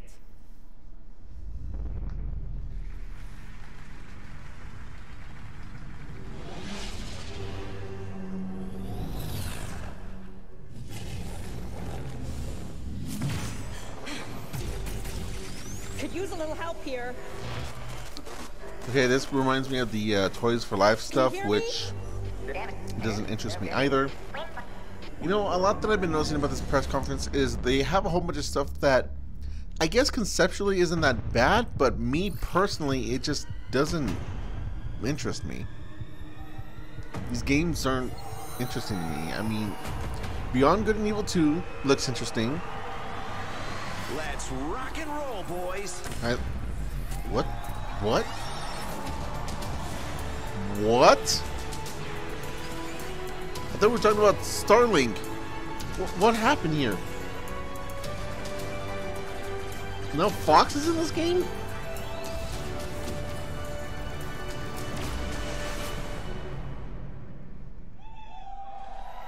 Well, fuck what I was just saying.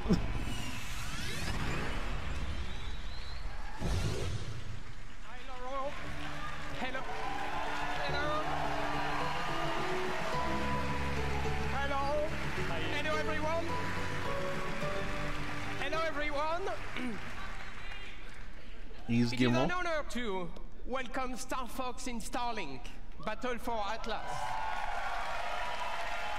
Isn't it, Laurent? It's amazing.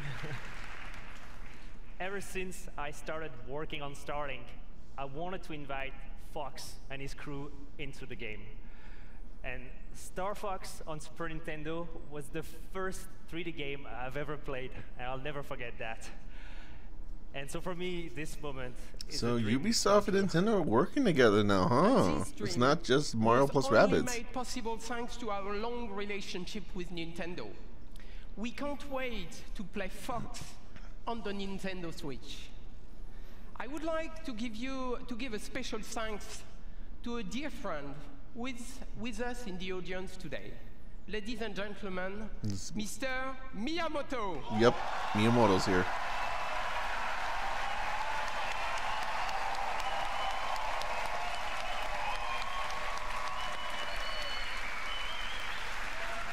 Hello, how are you?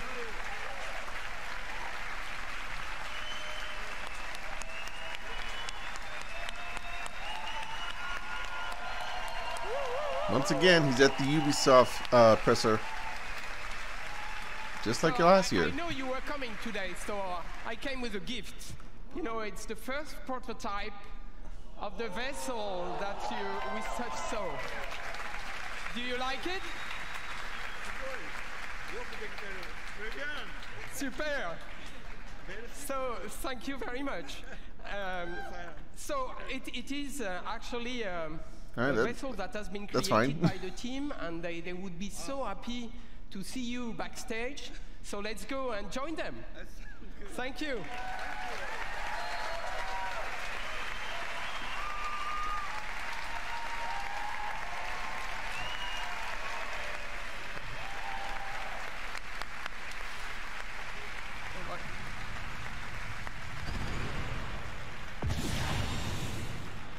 That's cool. Thank you, Mr. Miyamoto, and thank you, Eve, for everyone. He's like, and they just left me here. I want to go hang out with Miyamoto. Booth, where we'll have a full hands-on demo for you to try. For everyone else, Starlink will launch on all consoles on October 16th with Star Fox as an exclusive Nintendo Switch experience.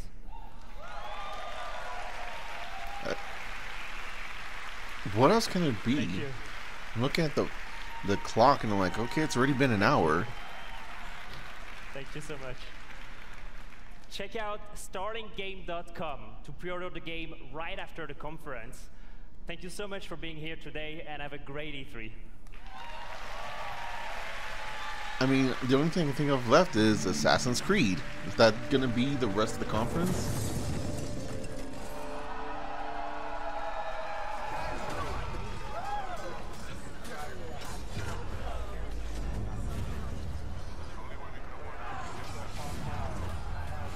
Oh, For Honor. More For Honor content. Right, okay.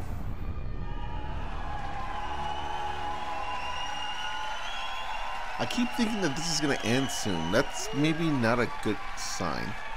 Streamers, cosplayers, artists, tournament organizers, and all of our players, you are For Honor.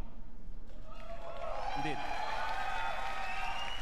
Okay, cool. Hello, I'm Roman Campos Oyola, Creative Director. Whether it be upgraded stability with the dedicated servers, release of heroes, constant balancing and new training tools, we would not be here without your passion and commitment. You've helped us enrich the experience. Thank you.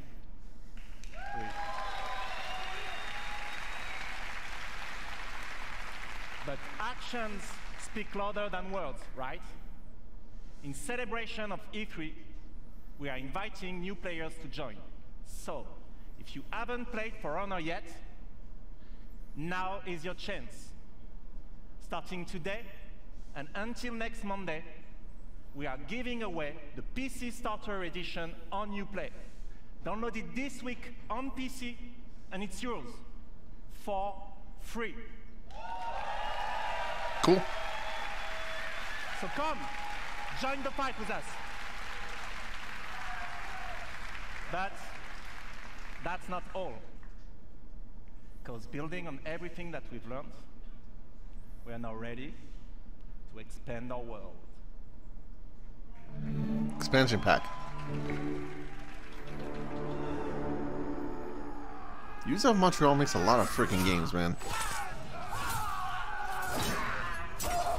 Ow. Ow. Ow. Ow. Ow.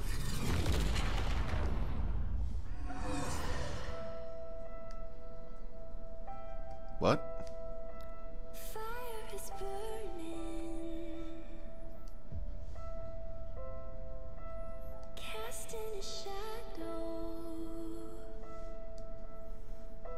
I'm like, okay, I guess I'm just gonna walk away from this.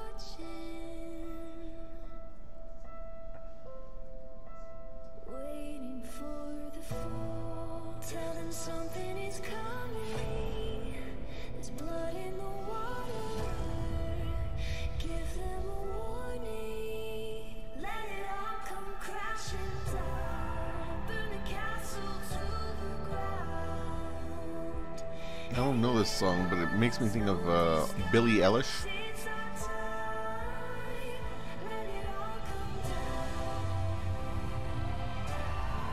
Dragoness. Smoke cloud.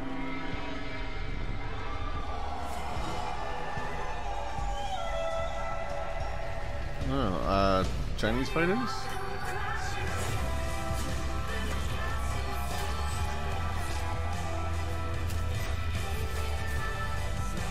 Monks?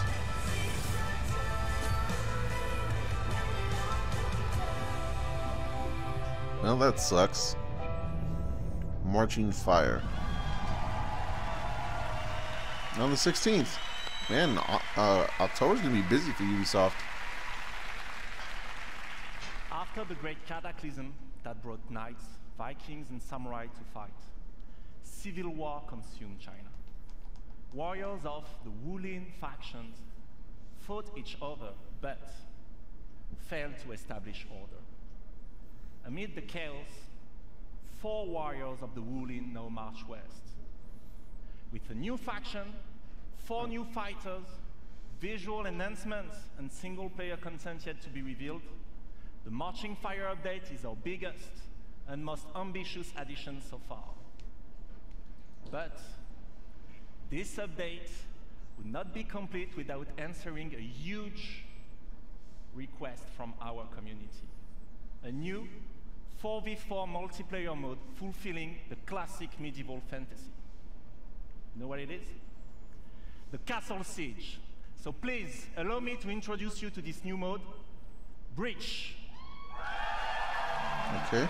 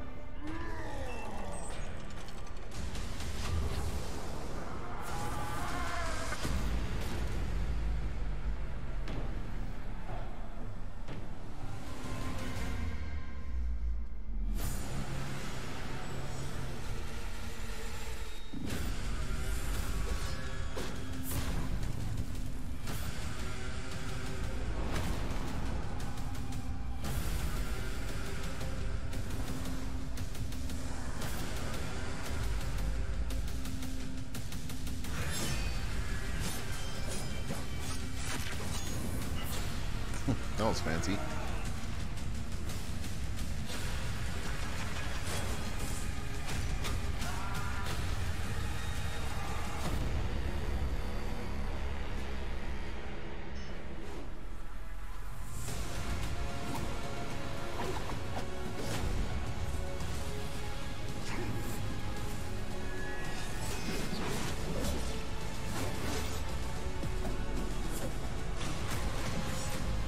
Okay.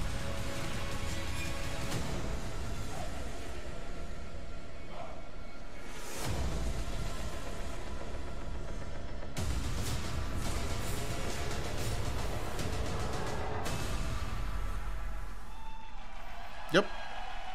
That looks decent.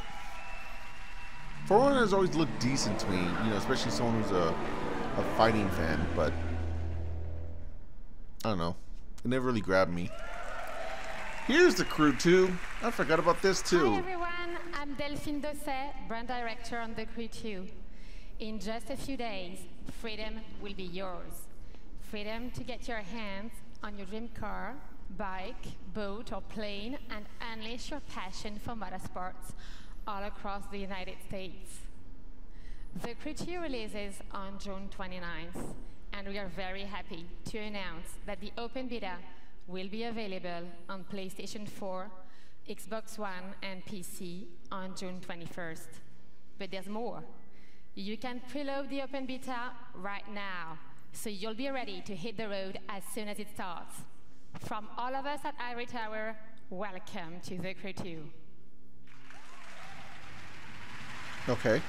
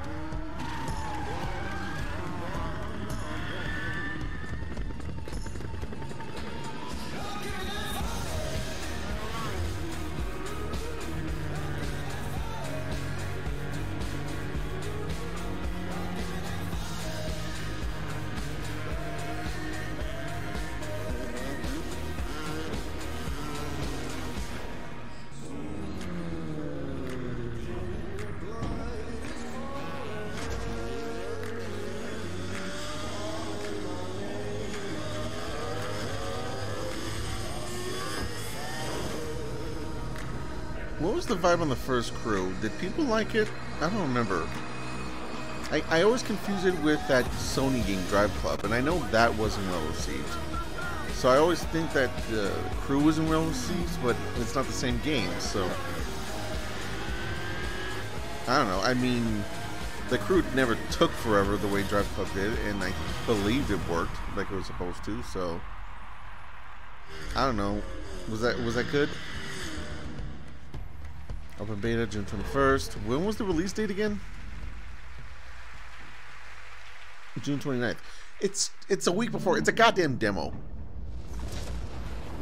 There's no way that can be a beta when it's coming out that soon. Here we go, Assassin's Creed. This is probably the end. How can a child save us all? Ubisoft Quebec. Sentenced to die. Tell me, Nikolaus. Tell me before you let our son go.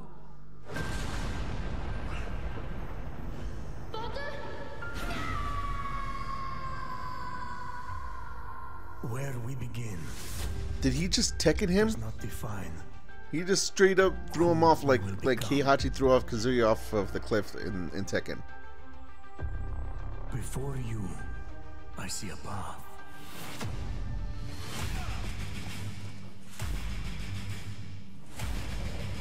Built by friendship and family, love and loss, war and bloodshed.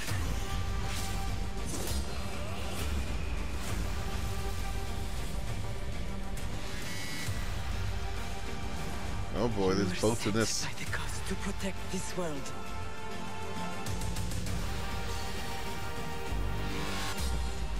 You carry the blade of Leonidas. act like it.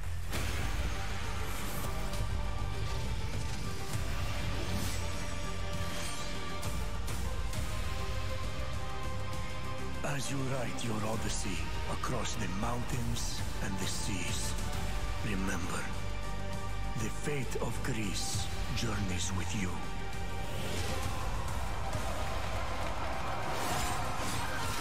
I mean, it doesn't go well eventually, right?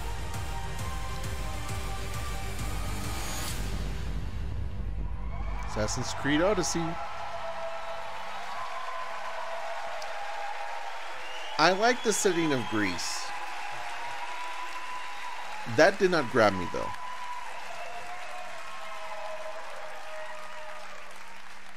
Thank you, thank you. I'm Jonathan Dumont, creative director of Assassin's Creed Odyssey. Assassin's Creed Odyssey is more than just an adventure. It truly is a role-playing journey. You will explore, on land and sea, one of the most iconic and influential settings in human history, ancient Greece. The golden age of Athens saw the rise of democracy, modern medicine, revolutionary art, and Western philosophy. But it was also a time of war. A devastating conflict between Sparta and Athens, the Peloponnesian War, divided the Greek world and changed the course of history. In this world of contrast and opportunity, this land shaped by the gods rages a battle between order and chaos. This is where your adventure begins. You, a simple mercenary, an outcast, to take on an incredible quest to save your loved ones and become the legendary Greek hero Greece desperately needs. Our teams in Quebec and from around the world have spent the last 3 years putting all their energy, passion, and dedication into this project. We have continued to transform Assassin's Creed into an epic RPG experience. An RPG in which you will not just play an Odyssey, but your Odyssey, shaped by your actions and choices. Mm-hmm. And the first choice you'll make at the start of the game is to choose your character. Oh. Alexios or Cassandra? Okay. And you play that character for the entire game. You share the bloodline of a legendary Spartan hero and bear his mysterious weapon.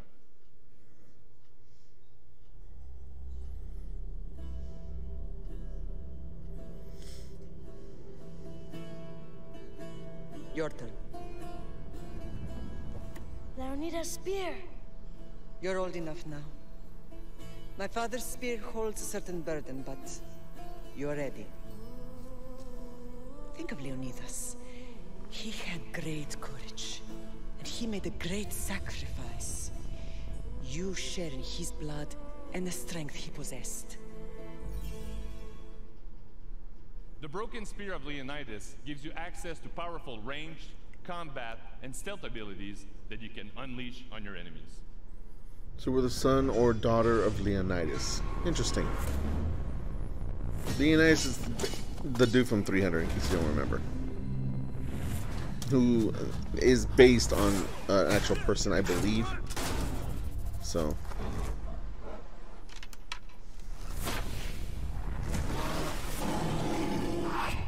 the bear's like, what the fuck? Why did you do that? Ow. And for the first time, we have deeply changed the way we tell stories in Assassin's Creed. You can now truly interact with history like never before. Perhaps when I was thinner, both in weight and philosophy. So, tell me, were you able to resolve the situation without bloodshed? The rebel had guards. I relieved them. Interesting. You thought the life of a thief and a murderer was worth more than that of soldiers doing their duty. I wasn't even thinking about him, to be honest. And what of the rebel?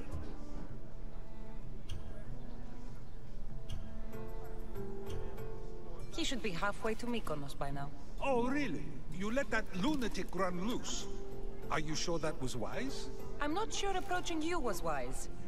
Our choices are like ripples on water. They seem tiny and insignificant at the beginning, but they can become devastating tidal waves by the time they run their course. I'm not sure about this dude Over the playing next few Socrates. days, you can experience this for yourself here at E3 in our playable demo. And for you at home, here's a full gameplay sequence of Assassin's Creed Odyssey. Thank you, have a great E3. Alright. I don't know, man.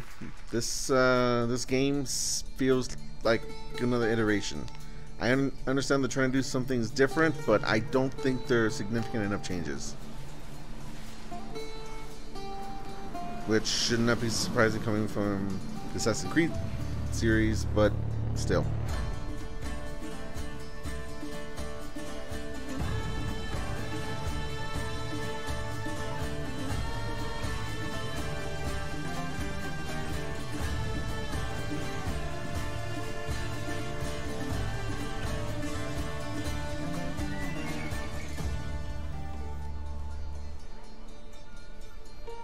Like, I know it's supposed to be ancient Greece, but man, this just kind of looks like Black Flag. Even with the bird. Like, this can be the first island that you come to? What is it, Panama? Or something like that? I don't remember.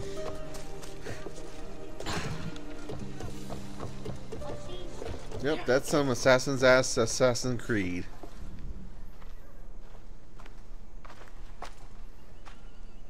Mykonos Island, built from the corpses of giants slain by the legendary Iraklis. Read me the note again. Eagle-bearing Mystios, that's you. We are a small but fierce group of rebels who'd pay you handsomely to help us overthrow our Athenian oppressors. A warrior named Diocles fights with them. None who face him survive. Please, Mystios. Our people are dying. Signed, Kira. Alright. What did your informant tell you? Word has already spread of you sinking those ships. There's a price on your head. Whew, that didn't take long. There's also word of Spartans landing on Mykonos. So, I'm here to find Kira, who wants me to kill Diocles. An Athenian ally. Who's at war with Sparta. And don't forget the bounty! Business as usual, then. Gods protect you, Cassandra. Thanks, Varnavas. But they'll be too busy protecting Diocles from me. We've been spotted! Man, they made the female character like super cocky. I wonder if the guy character is the same. I know Ezio and Arno were cocky, but Jesus.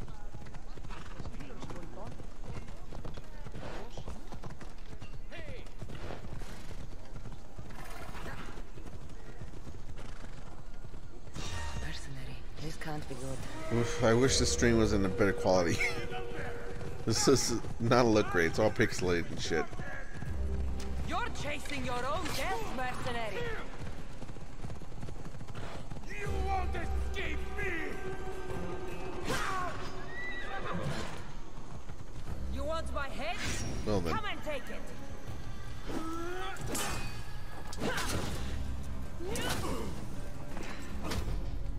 You can't defeat me!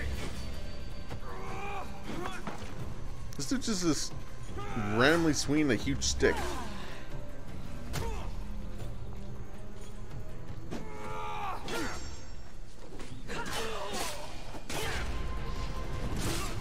And it's over. Damn, alright, stop stabbing the dude.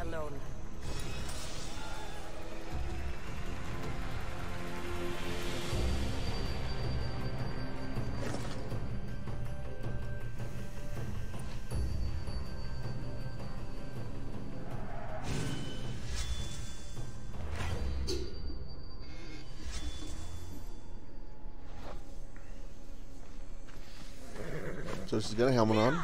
cool.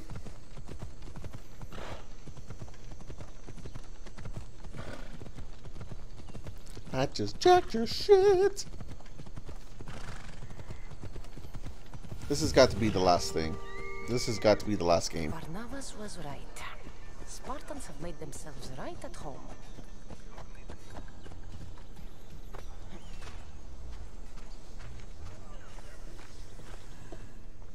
I'm looking for Kira. What do you want with her?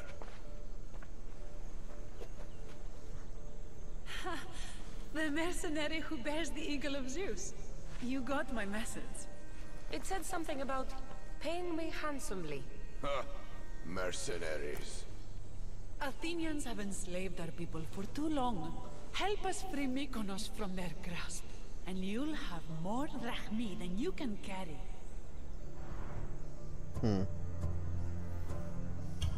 I'm here to kill Diocles, not go to war. Which is why I sent word of a rebellion to you and Sparta. My men are ferocious in a ground assault, but we're outnumbered. And Diocles fights with the fury of Ares. Join us in battle. If you're half the warrior Kira says you are, we'll grind these Athenians into dust. God damn, this voice acting, man. All right, Spartan. I'll fight with you. But Diocles is mine. To battle then. I just realized that's what the problem is. It's the voice acting. It's not great. Big battle. Ow.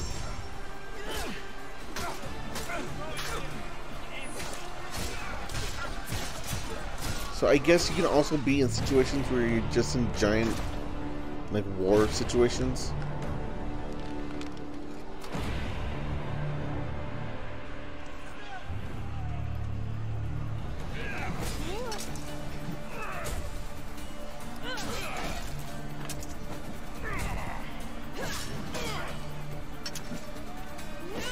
Okay.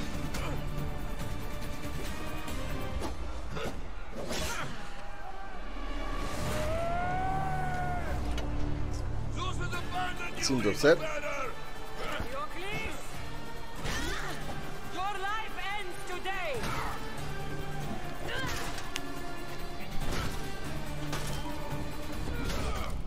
Oh, around the nuts.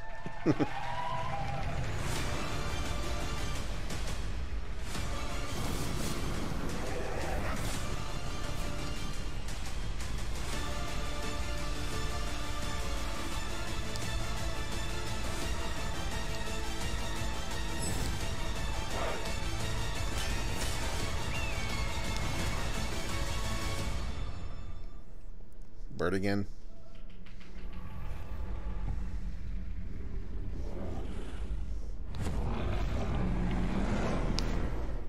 Minotaur.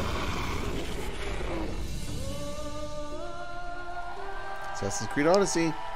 It looks like another Assassin's Creed game. October 5th.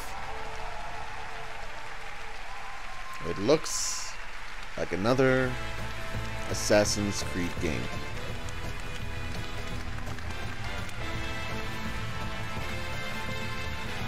And that's it. The Elton John song again. I'm still standing. Hi everyone, and thank you for joining us. And thanks to everyone watching from home. To our teams, it's an honor to work with some of the best in the world. Congratulations on a great show.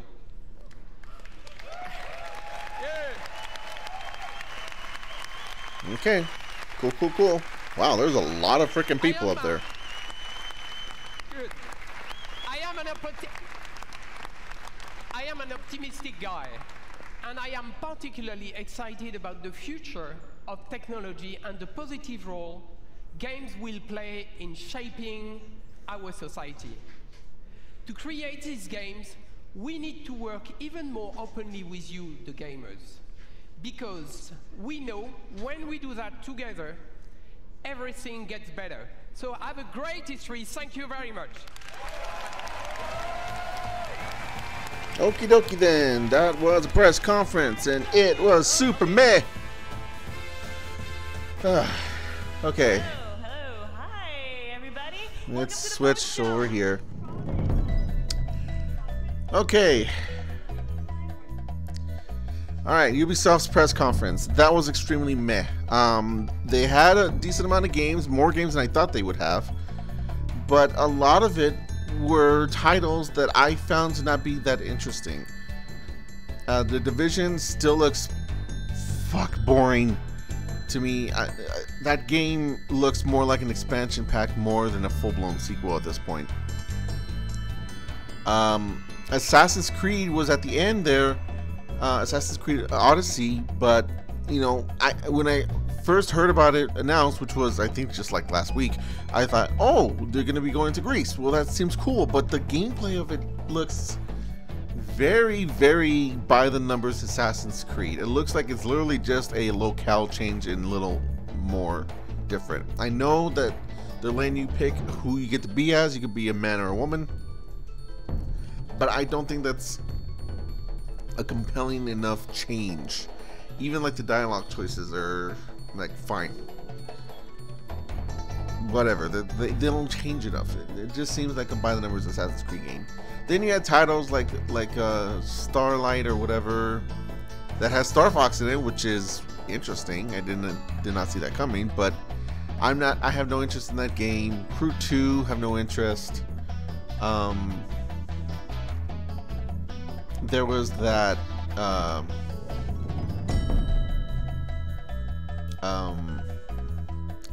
I can't even remember the game. Just Dance is still just Dance. They didn't even actually show the game. They just had a performance. Weird ass performance. Speaking of which, with Grant Kirkhope for just promoting the DLC for Mario plus Rabbids Donkey Kong. That came out of nowhere. Let's see what else was there. A few little games. Trials Fusion, or not Fusion. Rising. Trials Rising, I think it was. Yeah. It looks just like another Trials game. Whatever. I mean, they're fun. They're fine. I'm sure it'll be fine, but it's just nothing to be excited about. What else? Skull and Bones looks interesting. It looks like they have improved on some of the mechanics since Black Flag, Assassin's Creed 4 Black Flag, but it still doesn't seem like something that I would be into because there's much more of a push towards multiplayer, obviously.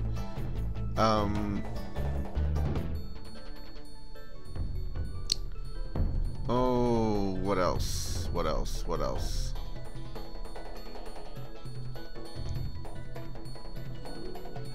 I mean, the only thing that looked really interesting to me was right at the very beginning.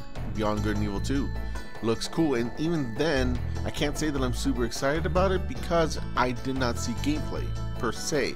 I saw some what seemed to be in-engine footage. That's cool, but there's still no real idea of how this game's going to play, especially considering that this thing is like an action-adventure open-world RPG. I don't remember there being that many RPG elements in the original game. I've never played through the original game all the way through, but I have played a little bit of it, and I remember the photo mechanic, and it always reminded me a bit of Zelda. It was more of an action-adventure game, so I would like to see how those RPG elements are being implemented, but again, we didn't really see any gameplay. I don't know. It wasn't bad, but there's a reason why I kept feeling like, oh man, this should end. This should end now, because it was very meh. There wasn't a lot to get excited for, and it could be that, you know, E3's been going on for a while now, all these press conferences, and maybe I'm getting tired. That's definitely something that could be a possibility, but even still, there's nothing here that I'm like, I need to play that day one. There's nothing here where I'm like, I would really like to know a lot more about that, and I'm hyped. There's nothing in here that gave me that kind of feeling the way that I did in Microsoft and Bethesda's conferences. So,